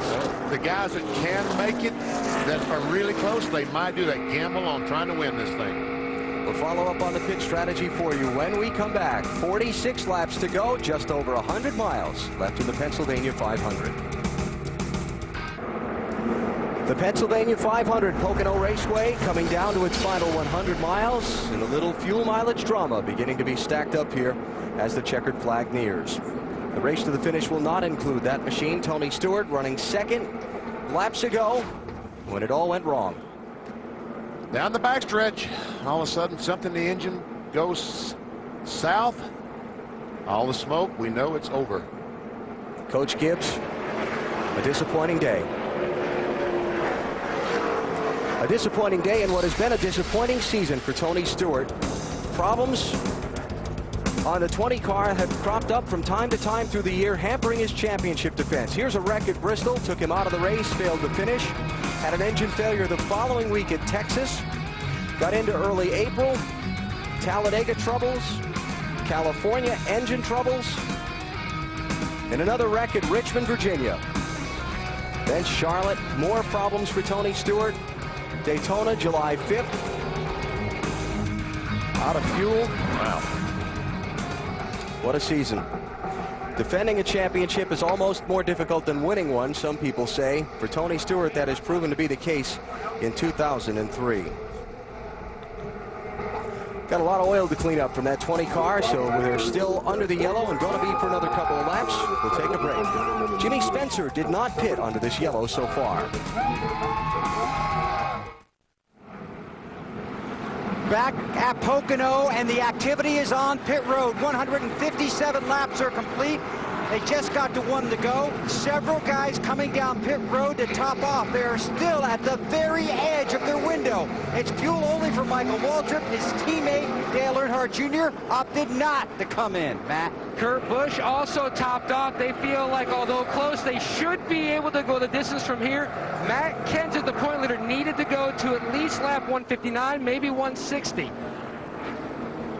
So more strategy being played with the fuel mileage here at Pocono. Earnhardt Jr. did not stop. Ryan Newman, Rusty Wallace did not stop. Matt Kenseth did not stop. And I guarantee you, not all these cars that just stopped can make it. some of them are going to run out of fuel. Is that a guarantee? That's a guarantee. Okay. It's a BP money-back guarantee. All right, we've got a minute before the restart. Let's finish that commercial break we interrupted to show you the pit stops. Back at Pocono as the pace car hits pit road and the green flag waves over the Pennsylvania 500. Ryan Newman, the race leader. Rusty Wallace second. Earnhardt Jr. third. Matt Kenseth is fourth. Elliott Sadler is fifth. The first of the cars who stopped to top off the fuel. Michael Waltrip in 16th place. Okay, some of these cars have to run 42 laps. If it stays green the rest of the way, some of them are not going to make it. Guy out front, probably not. Well, he's not going to stop because he has to stop because he's already admitted he's going to be right. He's 4 laps short. You're right, BP. Yeah, he's got to stop. Rusty Wallace got to stop. Those guys are going to have to run even harder, so they're going to use more fuel too, aren't they? Because they're back in the pack.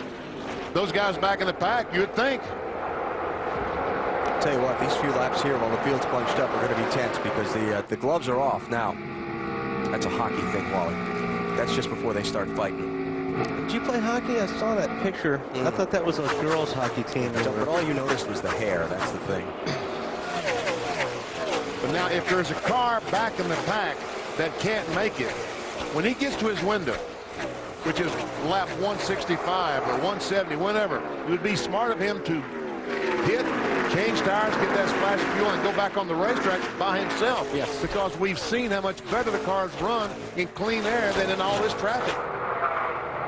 And you stand a lot less chance of crashing when you're running by yourself. Jimmy Johnson in the 48, running 7th. Sterling Marlin, Bobby Labonte. The brave 3-wide move to the inside. That'll get him 8th spot. Labonte 4th in the championship. Remember, Jeff Gordon is in the garage, involved in an accident earlier. And really, there's no way you can really save fuel here. I mean, you talk about short shifting where you don't use all the RPMs. Instead of shifting at 9,200 RPMs, you may shift at 85. But you really can't do that right now because you're racing. And if you start short shifting, these guys are going to start passing you. Here comes Elliott Sadler, dealing with some lap traffic. 38 car running 5th, got 2 tires only on his stop to grab some track position.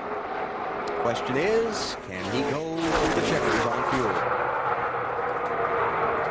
Here comes Jeff Burton, the 99 car. Yeah, I saw Elliott Sadler stick his hand out the window and point him to go by, but and that's the thing, when you're hung out on the outside going into turn 2, you're better off just letting the car go ahead and then drop back in single file. Benny. Yes. Were you speculating that guys might be stopping as soon as their window opens? Exactly. Okay. If I were you, I might keep my eye on that 4-0 car. 4-0. Maybe in, say, 2 laps. Yeah. Hey, I think that's great strategy, Bill. I think that's just terrific. It came from a great mind, BP. Yours. Terry Labonte. 3-wide move on Sterling Marlin and Kevin Harvick. That'll get you 2 spots at once, up to 9th from 11th for Texas Terry. Dave Burns. I've got Greg Zipadelli, crew chief for Tony Stewart. You've had a first look at the motor. Could you tell anything, Greg? No, it's something internal broke. I don't know if it was a rod or front bearing. Nothing came out the oil pan, but it broke something in there between the oil and the water because they were both coming out the pipe. It's a shame the Home Depot Monte Carlo was awful strong today. It seems like that's kind of the story of our year. We've run a lot of races and had really good cars and haven't been able to close the deal. But everybody knows we're here. We'll try and pick up the pieces and go to Indy. Hopefully we can we'll fire us back up because we didn't qualify well. But we all fought and clawed and dug pretty hard today to get back to the front, and everybody did a good job. I'm proud of my guys and my driver for being able to overcome that. It's a hard place to pass, and we did most of it under green. So, like I said, we'll just head to Indy and we'll go on. A place, Indianapolis, where they really want to do well. Matt? And Kevin Harvick just came in to top off. He should be able to go the distance from here. Okay, 38 laps. He's good to go. The BP strategy, remember, you will not lose a lap if you're close enough to the leader here at Pocono, pitting under green. Sterling Marlin goes by Elliott Sadler to move into 9th position. But again, cannot make it the rest of the way on fuel. And I heard Bill Weber say we could expect to see Sterling Marlin on pit road shortly to do the same thing Kevin Harvick just did. By the way, Jeff Gordon just back on track out of the garage. This is his first lap back on track. 37th place, 40 laps down to the race leader. So, you know, look at Kevin Harvick. He's on the racetrack. There's no one around. How good is that? Pretty good. That's pretty good. Clean racetrack. He can run as fast as the car wants to run. Doesn't have to worry about dirty air, any kind of air. He just has to worry about all those guys that don't have to stop. That's right. It's starting to sound like we're talking about a Formula One race. Pitting to get separation and clean air and dirty air and so on. 37 laps to go. Ryan Newman leads the Pennsylvania 500. His teammate Rusty Wallace is his closest pursuer.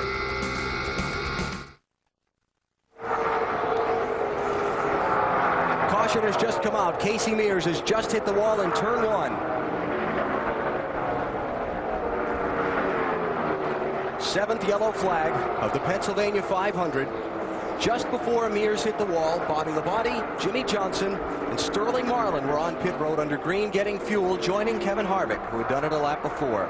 Now all those cars that couldn't make it are going to have to stop. They can stop, but they've got to restart behind all the cars that have stopped. It'll be a race now. Don't have to worry about fuel mileage. That's right.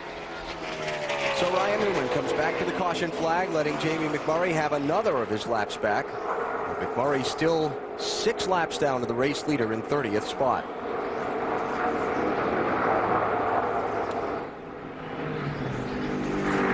Here is where that track position is going to pay off. Big time, yep. See the safety workers there with Casey Mears, and he is out of the car. Pretty serious damage to that target car. That right rear became a target, didn't it?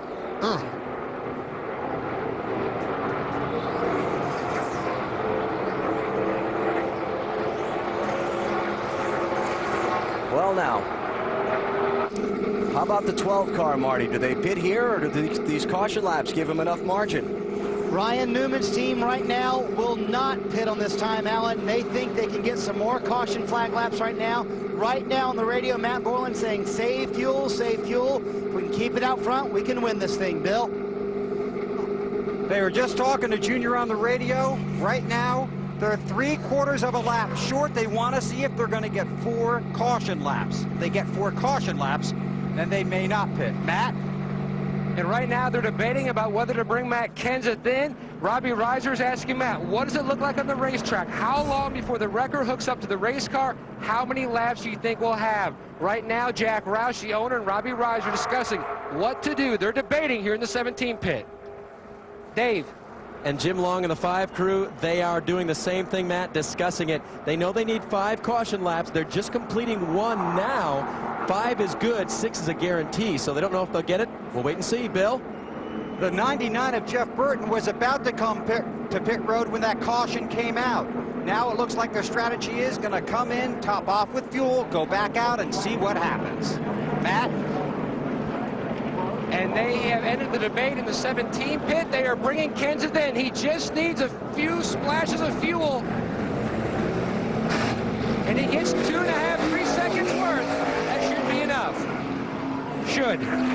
Should. Go ahead, Bill.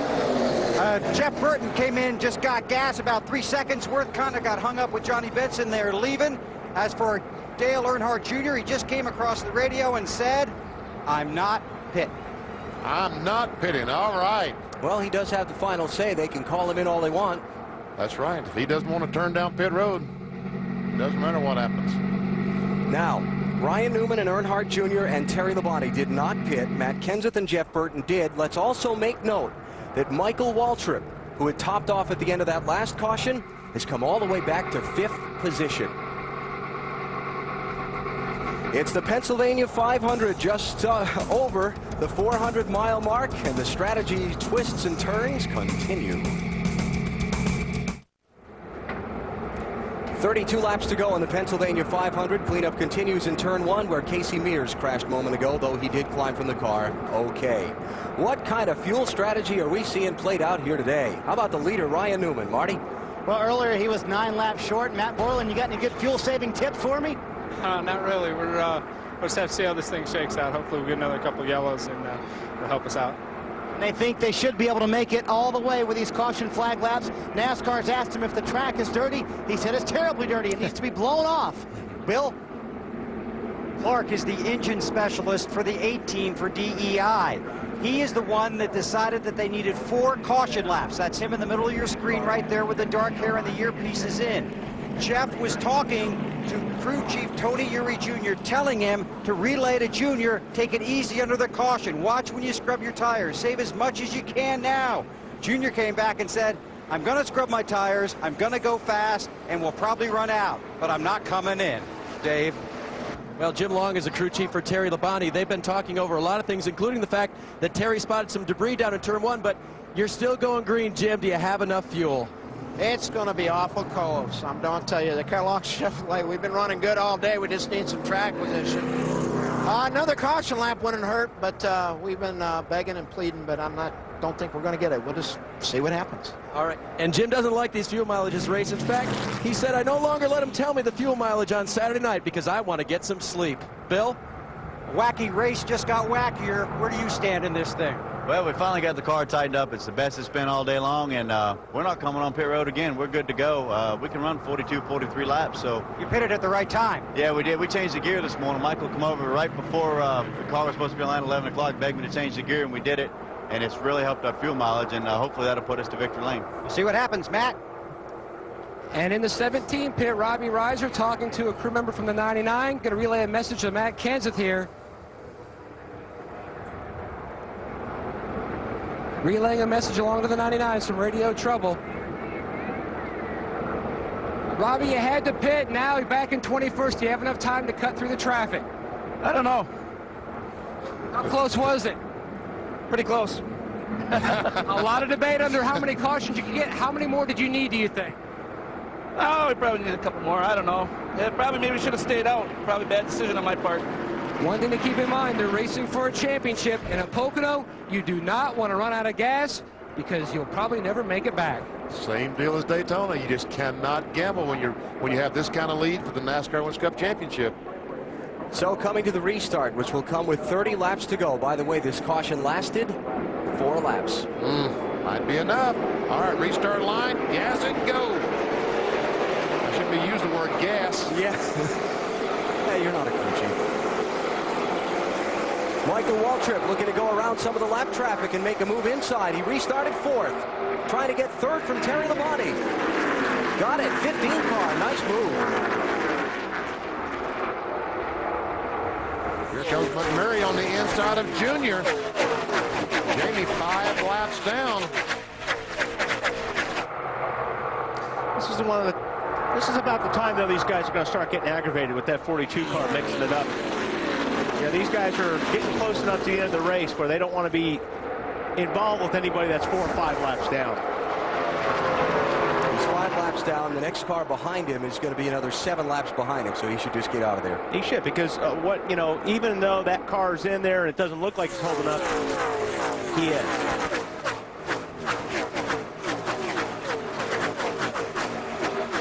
Matt Kenseth took the restart back in 21st position. Dale Earnhardt Jr. second. Sorry. I was just going to say, I'm guarantee you Michael Waltrip's on the radio saying that 42 needs to get out of the way. Kurt Busch trying to get around Steve Park's car and Terry Labonte if he can for 4th place. That was the 15 radio. Crew Chief Slugger Labby asking the spotter on the roof to go talk to Jamie McMurray's spotter. So Busch goes by Labonte. Now, Kurt Busch was the only Roush car that did not stop and top off on this last caution flag. He stopped when Michael Waltrip did, Benny, at 155. He topped off there on that one to go. So he's on the same plan that the 15 is. Yeah. But the 99, 16, 17, all those cars stopped and topped off. So can Kurt Busch make it? And how about the guys that came in under green, like the strategy you were promoting there a little while ago, Benny? You've got Harvick is up in 9th now. And Jimmy Johnson and Bobby Labonte a little farther back. They haven't been able to hang with him in the traffic, but they gained position on all those guys that just pitted under this caution. Exactly. And Kevin Harvick was the first one to come in the pits. He's currently in 9th spot. What a crazy But now, with all that behind us. Yep. Can anyone do anything with Ryan Newman? And does Ryan Newman have enough gas to get to the checkered flag? Sterling taking. Is he going to take 13th? And he's going to try. Ooh, it's getting bottled up right there. And he takes it away on Jimmy Johnson. 0-1 car, Mike Wallace.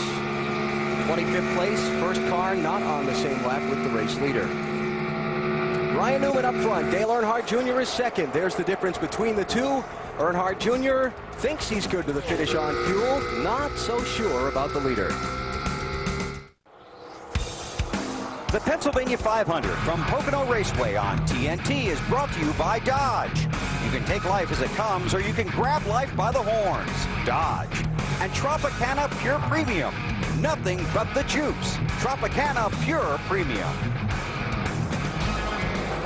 25 laps to go in the Pennsylvania 500. No change on the leaderboard. Ryan Newman is out in front, but Dale Earnhardt Jr.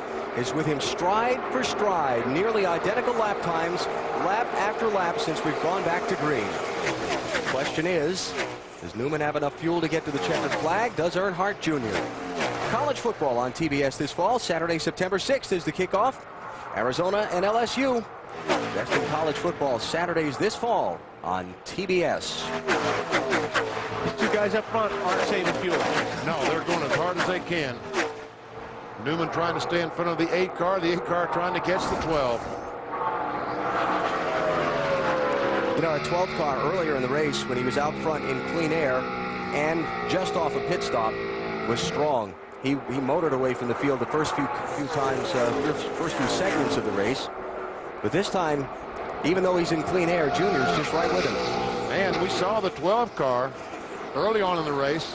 He ran good for about half a stop, and then his car would start going back to the other car. If Junior's car stays where it is, and that 12 car backs up just a little bit. Oh, look at Elliott Sadler in that M&M's car. 3 wide. Jimmy Johnson gave him some room. Sainer Mines prevailed. Yeah. Bobby Labonte slowing down. He's dropped to 20th place. Remember, his teammate Tony Stewart had an engine failure a little bit ago.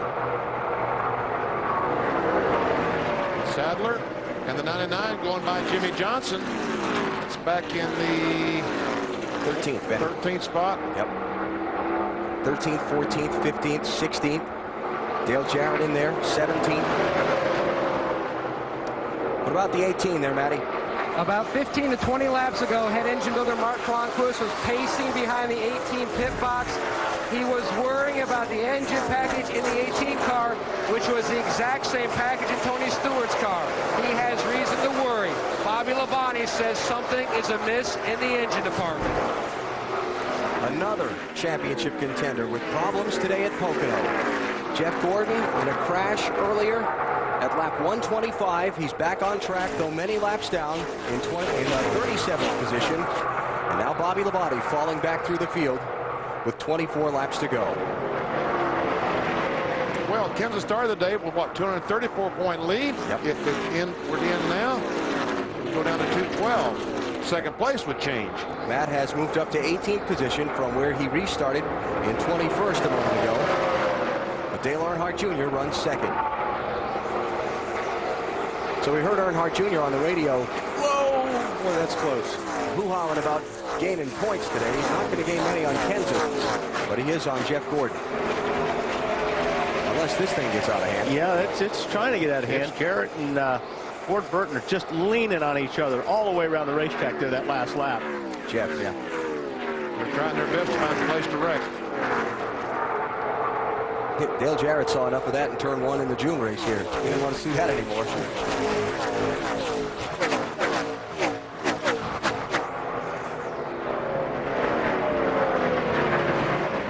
Oh, Kenseth just about pushing Elliott down there. And Jarrett loses a couple of spots. All right, so that's going to put Elliott up to 17th, Kenseth to 18th, and Dale Jarrett back to 19th. Here's our last commercial break during green flag racing. For the distance, we'll back to see how the fuel mileage drama plays out in a minute on TNT. Another yellow flag in the Pennsylvania 500. It has just gone into the air because Bobby Labonte first lost the engine and slid in his own oil into the wall in turn number 2. Tough day for Joe Gibbs Racing. And the 4th place man in the championship is not going to have a good weekend here in Pocono. Blew the engine, obviously water and oil coming out of those pipes like they were on his teammate's car. Got on the rear tires and slid into the wall. Not much you can do when that Morsher gets on the speedway. That's one thing, though. When you have a teammate out there and he blows up, you think about that for a long time. Like, oh, man, is that going to happen to me? Yeah. Now then, we're all back to the strategy thing. Oh, again. yeah. We're back to this deal again. Okay. How many cars are going to stop? Well, let's set up why they might, though. Now, we think that even people like Ryan Newman with these extra caution laps will be good to the finish on fuel. Maybe, okay. But with new tires, you're faster. Being faster than older tires, who comes in? We've got 23 cars on the lead lap. If I'm Matt Kenseth back in 18th, I bet you they come in further up than that for tires. 10, I'm going to take a guess. Let's see. Let's see. I'm going to say Harvick's going to come in. Harvick's 9th place car. 9th place car. All right. I think Rusty Wallace might. He's back in 17th. I think all the cars in front of him will stay out. Let's see. On board with the Harvick. Here they come. Opening of pit road. Jim Goodrich car. Is he going to? Who hangs a left? Is he going to give up that track position? Nobody. Is he? Nope. Doesn't look like it. Here comes Rusty. Jeff Burton's going to be the first one. 15th place car. Spot. And championship leader Kenseth does come in. And Jarrett, Biffle, Robbie Gordon, Jimmy Spencer. Matt. And Matt Kenseth only made it from 21st to 18th from that stop, so they're going to pit, slides to a stop, going to make a 4-tire change. Yes, the wedge wrench goes in the back window. Look for a half, 3/4 turn, which he does get to Marty Snyder. Matt, we've seen this a lot with Rusty Wallace this year. So good in the first half of the race, and for some reason the car just falls apart midway through the race, and they have been extremely tight here in the second half. He said, I'm just out of tires. I need 4 tires. They make a wedge adjustment. Also some air pressure, trying to loosen this car up.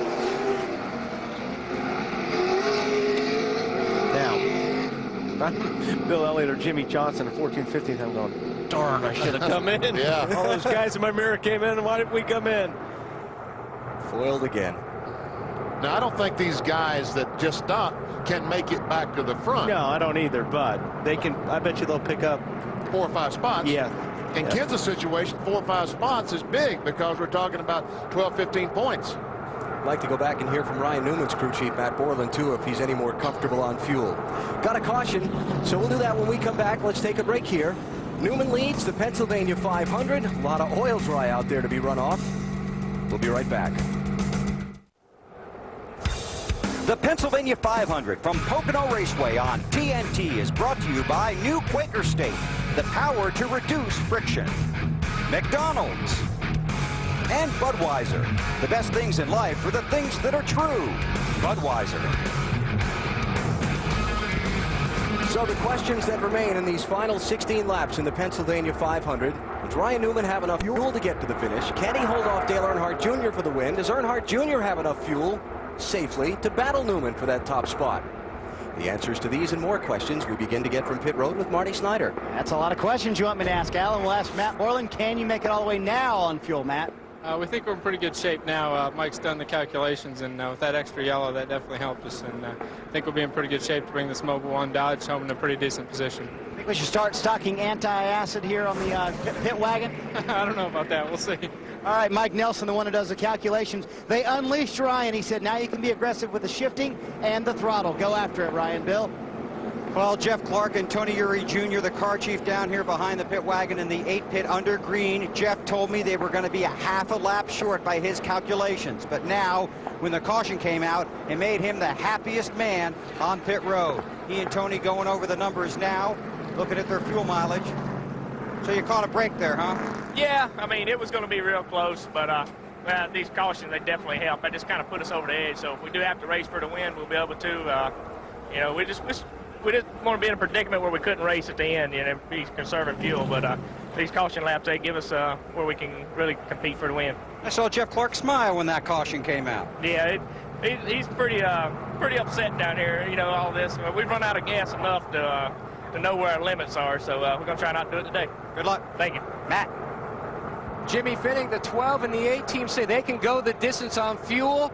Now do you have a car good enough to get by them? Well, I'll tell you, you know, clean air is good air, and I mean, that 12 car's out front in the clean air, but we got Kurt Busch behind the wheel, and that's awesome. And I'll tell you, this crew, we struggled today. This Rubbermaid crew never gave up, and it ain't over yet. 33rd all the way back up to 3rd, Bill. Michael Waltrip trying to work his way back to the front of the field, but it doesn't look like it's going to be as easy as it was earlier in the race. For the first time today, his car is pushing. He believes they put too much air in the tires. After 10 to 15 laps, he said it just started pushing big. The only thing he can figure out, too much air in the tires on their last stop. The car is not nearly as good as it was earlier in the race. And some of those guys like Michael are going to have a little bit more to contend with trying to get past those lap cars. You know, if Ryan Newman and Dale Jr. and Kurt Busch can clear those lap cars right off the bat, they're going to get in that better air. These other guys behind are going to have to race side by side for a while, and they're going to lose some track position. Still cleaning up all the oil dry, so let's take our final commercial break of the Pennsylvania 500. 15 laps to go. Newman and Earnhardt Jr. getting set for a shootout. None of the 100,000 plus here at Pocono Raceway for the Pennsylvania 500 have left, and they're going to see a dramatic final 14 laps. As fuel mileage still in play, Dale Earnhardt Jr. trying to find a way around Ryan Newman for the victory. Show you how he got to this point in the race. Ricky Rudd with his 700th consecutive NASCAR Winston Cup start commemorated in pre-race ceremonies today. Rudd would not end up being around to see the checkered flag this afternoon. Ryan Newman, Jimmy Johnson led the field off for the green flag. Newman made the first move to pit road at lap 33. Thought he had a tire going down the late move to the pit lane, but he kept control of the car barely, and it worked out okay. Jeff Green brought out the first caution of the race when oil began dropping from his machine. The leaders all pitted there. Jeremy Mayfield and Robbie Gordon involved in the second caution, that at lap 69. Mayfield getting the worst end of that deal. Mark Martin, victim of a chain reaction. Michael Waltrip not really at fault there, but couldn't get off Mark in time when Mark had to check up. Mark done for the day. He finishes 41st today. Lap 118, Ricky Craven stopped on track. Just before the caution came out, Waltrip and Earnhardt Jr. rocketed into pit road, made their stops, then the caution came out. It gave them great track position, which obviously Earnhardt Jr. is using to great advantage. There's Ricky Rudd's car. Oil pump belt came off. Out of the race. His 700th consecutive start will wind up with a 38th or 9th place finish. Big moment in the championship. Jeff Gordon. Lap 125 into the outside wall. Gordon back on track, but he's going to finish way down in the field, probably about 36th in this race. Earnhardt Jr. with a move around Michael Waltrip for the lead. Got Earnhardt Jr. to the point. Tony Stewart running second with his engine let go. Bad day for Joe Gibbs Racing. Bobby Labonte's engine is also let go. He is done for the day. Casey Mears with a crash. After winning 2 ARCA races earlier this weekend here, there's the Bobby Labonte engine failure that brought out the caution with 17 to go. It is the yellow that we're still cleaning up from now.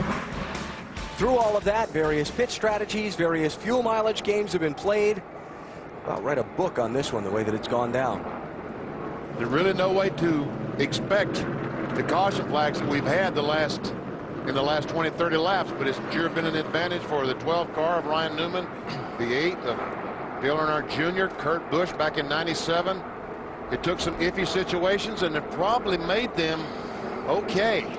Newman, Earnhardt Jr. and Terry Labonte did not pit at lap 167, which got them up into the first 3 spots. Some of the guys behind them that did.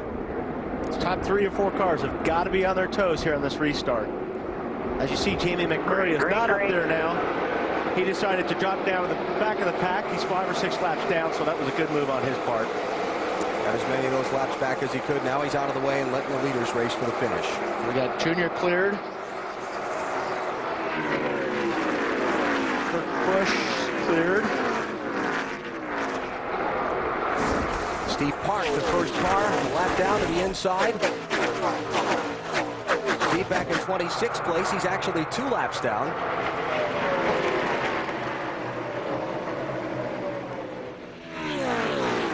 Kevin Harvick on the inside of Blaney in the 77 car. Yeah, Blaney didn't pit. Got a little bit of track position there. He and Todd O'Reilly up into the top 10. Nice job for them. How about Tony Raines? 10th place right now in that white 74. That'd be a great finish for that team. Terry Labonte, Michael Waltrip, 4th and 5th place, side by side. Labonte on the inside, Michael on the outside. Michael's running really good on that high line. And Nemechek, the 25 car, going to try to follow Michael Waltrip to get by Labonte. And Todd Bodine in the 54 is in that race for position 2. Now they're all lined up on the outside, so the draft comes into play here a little bit against Terry Labonte.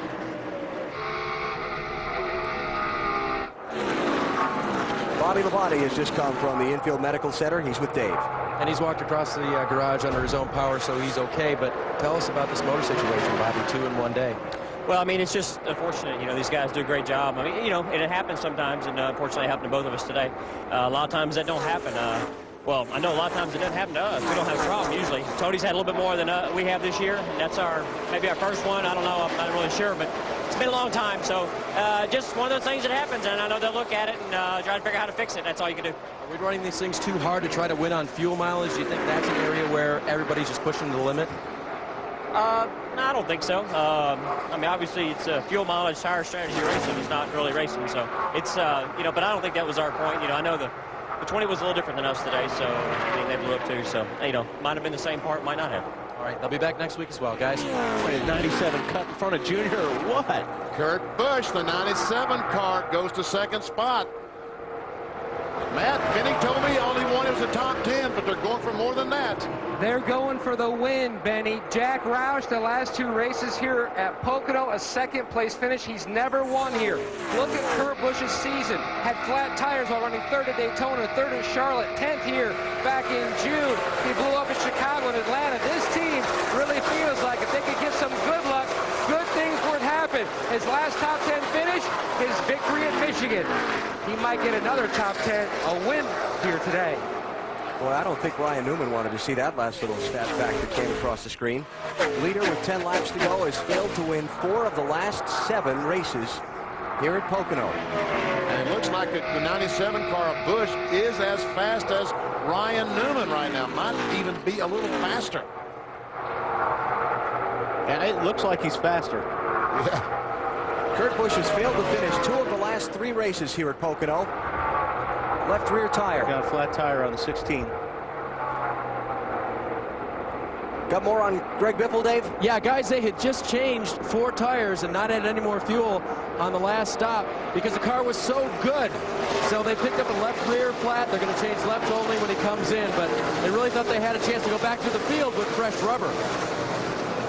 Yeah, and when you cut a tire here at Pocono, this place is so big and takes so long to get around. You lose so much track time. Did it get cut or did he have some contact? He may have had a little contact. Yep. That's where it got cut, right there. That's off turn 3. Contact with Spencer and got down the left rear tire. So Biffle limps back around to pit road to get some attention from Randy Goss and his crew, while Kurt Busch stalks Ryan Newman. Now you can catch him.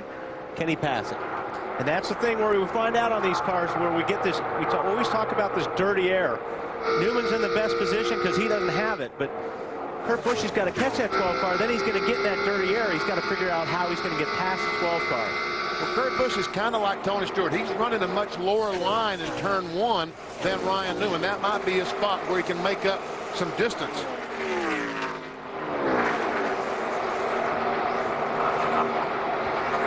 See the 2 different lines there BP was talking about? Didn't look like he gained too much that time. Jeremy Mayfield to the garage. Nothing more he can gain today. The laps he lost earlier. And here's the place, too. When you're in the 2nd place car, it's difficult because you lose the air on your nose, and it's hard to get through the tunnel turn when you're following somebody like that. It's hard to make a gain there because it's not like turn 1 or turn 3 where you could use a different line to get the air on your car. Well, I think he's picked up a little bit this lap. Looks like he has. He looks like the last time by he was 0.508 seconds behind Ryan Newman. We'll see this time as they go by. Same thing. No. 0.23, so he Yep. gained quarter of a second. Now, we saw last time, is he going to be able to run the same line? Can he gain here? Oh, Newman moved down to his line. Yep. Kurt Busch working over Ryan Newman, trying to take the win away in the final laps. If Kurt can get close enough to him, get on that rear bumper, make him a little bit loose, especially in the, you could really do that in the tunnel turn 3. That's all he's going to need is that 12 car just to slip a little bit. Farther upper corner, rather, farther back than these two. The race for third between the Dale Earnhardt Incorporated teammates. Earnhardt Jr. and Michael Waltrip. Earnhardt Jr.'s car's really faded here since that last restart. Michael just driving by on the outside to take over third spot. And for the leaders, 0.233 seconds last time, just about the same this time. 5 laps to go. Can't get a whole lot closer. That time Ryan Newman gave Kurt Busch the bottom of the racetrack. Yeah, that could be the problem. Is he stuck in that air point where he can't get any closer? Or yeah.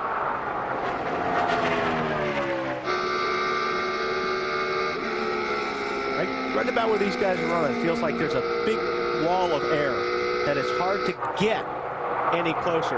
If you're going to have to, if you're going to try to get on his rear bumper, if Kurt Busch is going to try to get on the bumper of Ryan Newman, he's got to do it getting into the corner. Hey, Weber, what was that stat you threw at us on Countdown to Green? No one under 28 had ever won here at Pocono? Only one driver in the 51 races here under the age of 28 has won at this track. Jeff Gordon did it 3 times.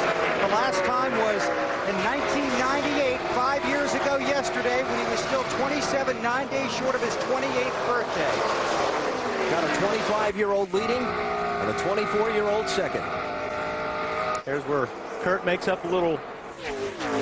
He makes the gains right there, big time in turn 1. When he's able to run that bottom line and get that clean air on the nose of his car. It just seems like when he gets right close to Ryan, that's when his car stops turning.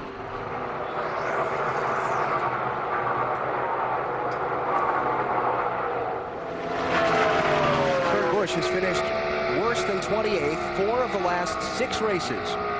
Knocked him down in the championship standings to 8th place. And a whopping 605 points behind Matt Kenseth. It's going to be hard for Kurt to get back in the championship fight. What's left for him? How many wins can I score in the rest of 2003?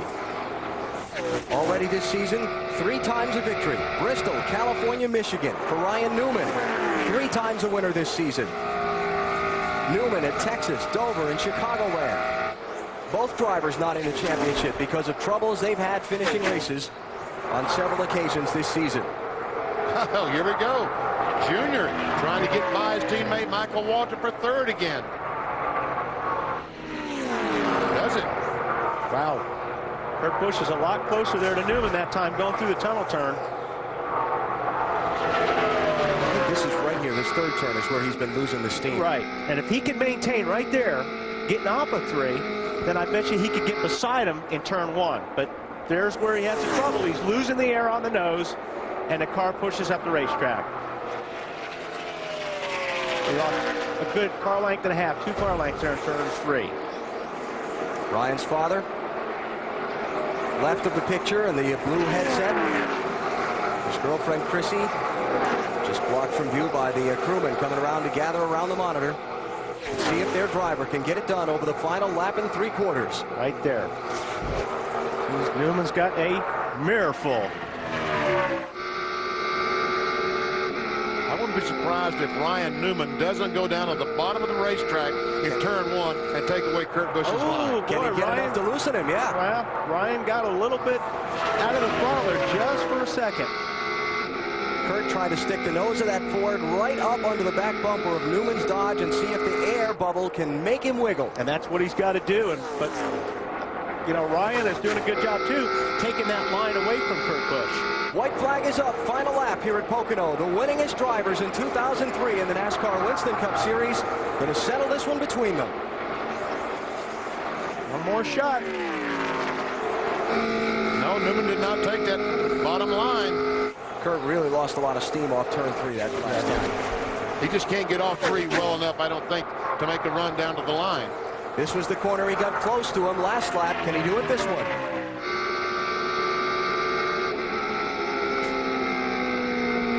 Yeah, he's got a good run.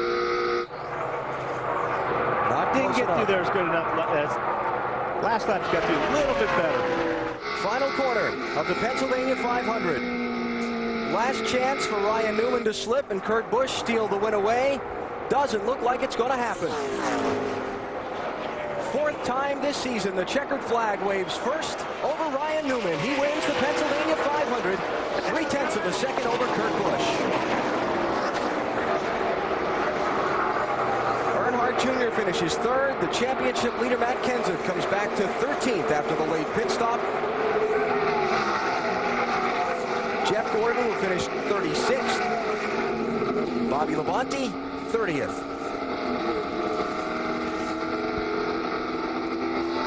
So Ryan Newman with his first... Excellent driver. Don Miller congratulated his driver, Ryan Newman. Ryan Newman with his first Pocono win in his 4th straight, in his 4th race here rather, his 3rd straight top 5 at this tough old track, Marty. It is amazing how this 12 bunch does it. The kings of fuel mileage, and also they do it with a fast race car. Were you worried more about fuel or the 97, Matt? Probably more than 97. We weren't going to make it there for a while, but those yellows definitely helped us in that last run. We were able to open it back up, and Ryan just did an awesome job, and the guys had awesome pit stops all day today. Just a great team effort. They have taken the lead now with 4 wins, winning 2 of the last 3 races, Alan. And 100,000 here at Pocono today.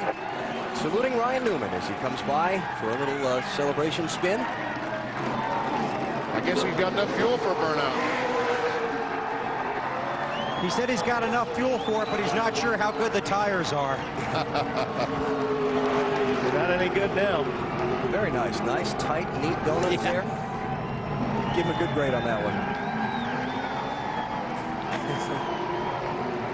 This is the 2nd straight Pennsylvania 500 won by the driver who started on the pole. And the 9th overall here at Pocono.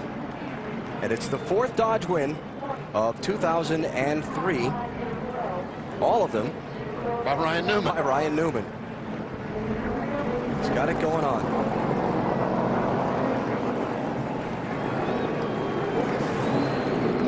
Be interesting to see what the championship picture looks like here with Earnhardt Jr. finishing 3rd and Kenseth 13th. Jr.'s not going to gain all that much ground on Matt. Gordon's going to take the big hit. You know, Newman coming into today was 13th in the standings. This might just push him back into the top 10.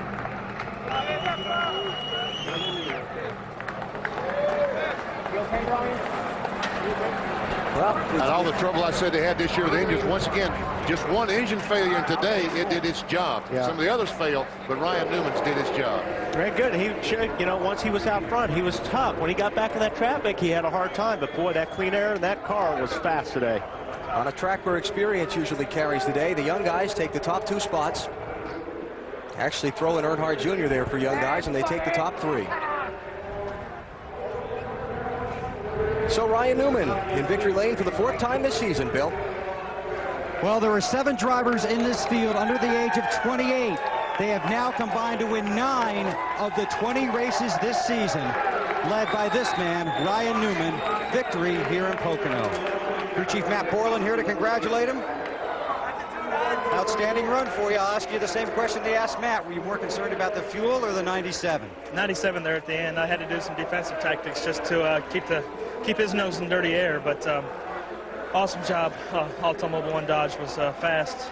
We led some laps to start. The car wasn't as good as we wanted it to be mostly all day, but the fuel mileage and track position paid off. Tell me about those defensive measures you employed. I had to line myself up to get a run off the corner. We didn't have great steam down the straightaway, and I couldn't allow him to get a good run coming off the corner, so I had to get myself the best run coming off the corner. He got right up on your bumper there, second to last lap. Yeah, turn 2, I had to, like I said, check up just in order to get a good run off the corner because I saw he was coming on the short chute back there, and luckily it paid off. This is a track where the veteran guys are supposed to win. You're only the second guy under the age of 28 to ever win at this track. I've been driving for 20 years, though, too. Does that help you here? Without a doubt. This is a great racetrack. It was a lot of fun today. Just want to thank everybody at Penske Racing for all the things they did.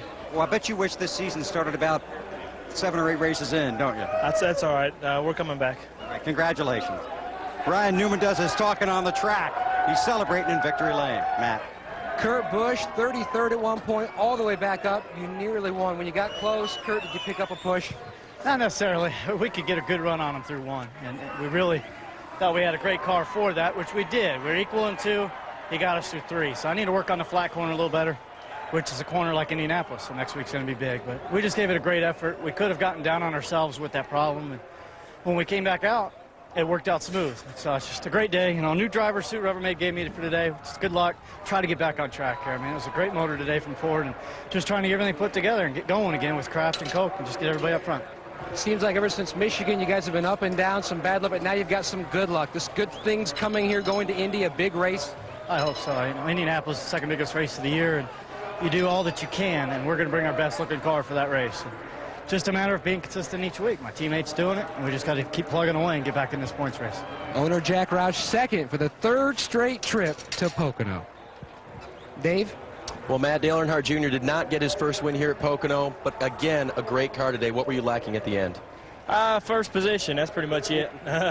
We just need track position. You can tell, man, I got the lead on one of the restarts and took off, and it's just, you know, if you're up front, it's a little easier on the car. I could catch the 12. I knew I only had about 3 laps before he'd start driving away because I just pushed my car so hard and couldn't get to him. So congratulations to them. Good job by all them boys over on Penske. But I'm pretty happy. Top 5, you know, got some points. Matt's still way out there, but I think we passed Gordon. So we're doing all we can do, you know, top 5s, top 10s, whatever. Did you think earlier in the race when you and Mikey were working together on strategy, you stayed out and stayed out? Was that close, or did you think you had him whooped? Tony Jr. always runs me out of gas, so it's never close. It's always short. So I told him, he said, don't scrub your tires, you'll throw gas out. I said, man, I've been through this too many times with you, and there's no book on no book on how to save fuel. So, I mean, every time they say save fuel, I say, all right, tell me how to do that again. I forget. But you don't want to go slow, do you? Well, just, you know, there's no true way.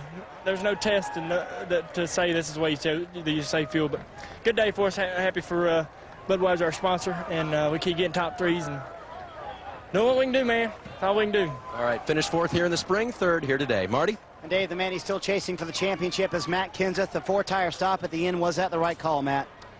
Well, that was, but the one to pit probably wasn't. You know, when we came down and got fuel, there's only 3 of us on pit road. So just, yeah, I don't know, we've been a little conservative on the gas mileage thing and just, you know, gave away, had a 2nd or 3rd place car and finished 13th, but that's just can't do that. You know, just give away too many points. And, you know, when you play conservative, that's when you get bit. They said that's all the fuel we had, but, you know, I don't know, everybody else made it and got some caution. So we just need to look that over. There's only, I think, 3 or 4 of us ahead to pit that time. And, you know, if it's half or 3/4 of the field, you can live with it. But when you're one of only 3 or 4 cars at pit, you got something wrong, and you got to figure out what it is. You did gain, though, on the 24. We never wish bad luck on friends, but you did gain a lot on him today. Yeah, I mean, I'm not even that worried about it. I just, you know, take a 3rd place car and finish 13th, but I'm just mad. So I mean, you know, I don't care where everybody else finishes. I feel like we're running good enough to beat them guys and to finish in front of them. And you know, the 8. Got real lucky on that one long green, but then they did a real good job with their pit strategy, get their car up front, and you know, I think we had a better car than they did today, and probably a little bit better than 97, and he ran 2nd, so it's just real disappointing. Playing it safe today, the 17 finishes 13th. Matt? A 9th and a 7th coming back into Pocono. You guys felt like you were going to raise the bar, and you did. You scored a top 5. Well, it was a good run for us, and our Kellogg Chevy ran good. The guys did a great job in the pits. The track was a little bit different than it was yesterday, and our car was a little bit too tight all day, and we never really could get that adjusted out of it, but that was still a good run for us. And so we're happy with that finish. We're going next week. I bet you wish this was the start of the year, not the start of the second half. Hey, these guys are doing a great job on this team, and I really feel like the second half of our year can be a lot better than the first half, and I think we had a pretty good first half. So that's what we're working on, trying to be more consistent and more competitive, and, you know, see what we can do. 3 straight top 10 finishes here at Pocono for Terry Labonte. Nice job by the 2-time champion for a 5th place finish as we check the results from today's Pennsylvania 500. Ryan Newman, 4th win of 2003, leading the circuit in victories, and the 2nd winningest driver this season, finished right behind him. Jeff Burton comes back to 6th spot. Nemechek, Todd Bodine. Good run for him, man. A good run for Todd and Blaney. Yep. Nice top 10 there.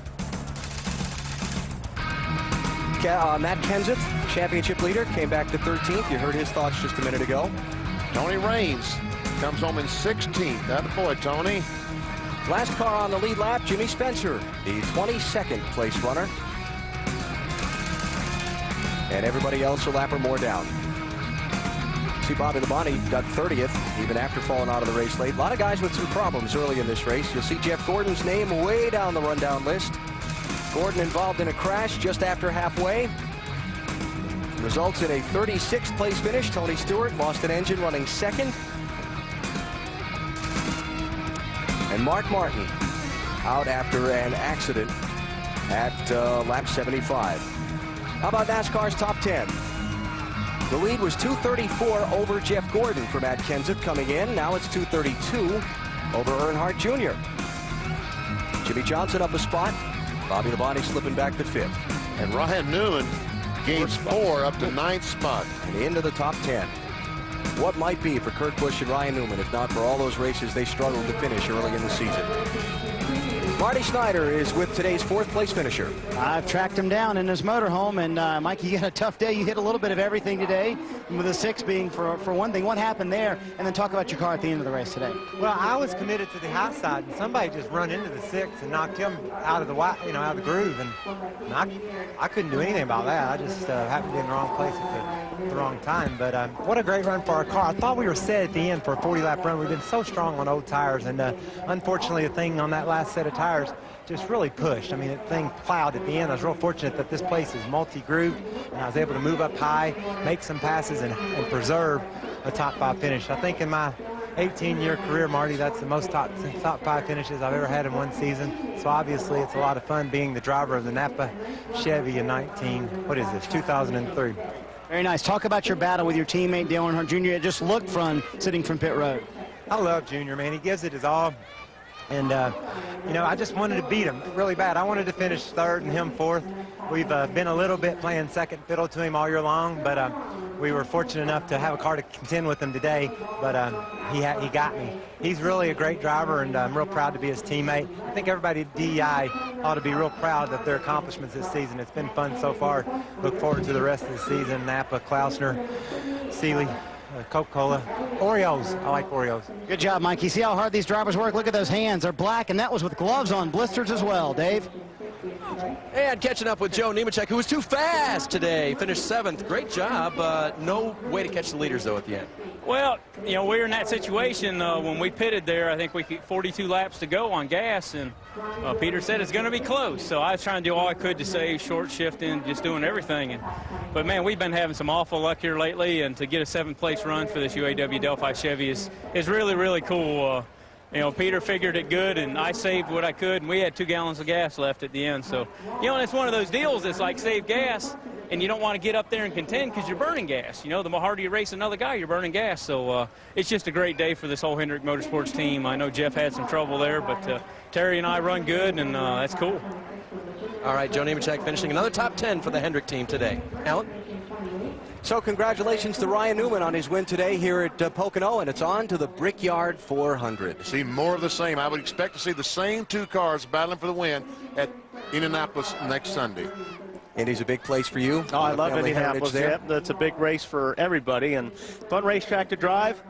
I'm going to look for that book Earnhardt was talking about. I want to know what that book is, too. All these guys talk about saving fuel. I'm going to look for that book this week, see if I can find it. Yeah, the same type of race we saw here today, we can expect more of in the Brickyard 400, as Benny said. And we've got a big weekend of racing for you next weekend from Indianapolis. There are race cars running all over town. We've got the Saturday night NASCAR Busch Series race from Indianapolis Raceway Park. We've got the Winston Cup qualifying Saturday from the Brickyard, and the Brickyard 400 is going to be a lot of fun, and we hope you'll tune in and join us. So here it is, next Saturday, 8 Eastern on TNT, NASCAR Busch Series racing from Indy, and next Sunday on NBC, the Brickyard 400 coverage beginning at 2 Eastern, beginning with Discover Card Countdown to Green. Next on TNT, on the East Coast, Space Cowboys, and on the West Coast, Kelly's Heroes. My son Jason loves those World War II movies. He'll be tuning in, I'm sure. So Ryan Newman has enough fuel to get to the finish, holds off a furious charge by Kurt Busch to take the checkered flag and his 4th win of the 2003 NASCAR Winston Cup season. We'll talk to you next week with NASCAR racing from Indianapolis on TNT and NBC.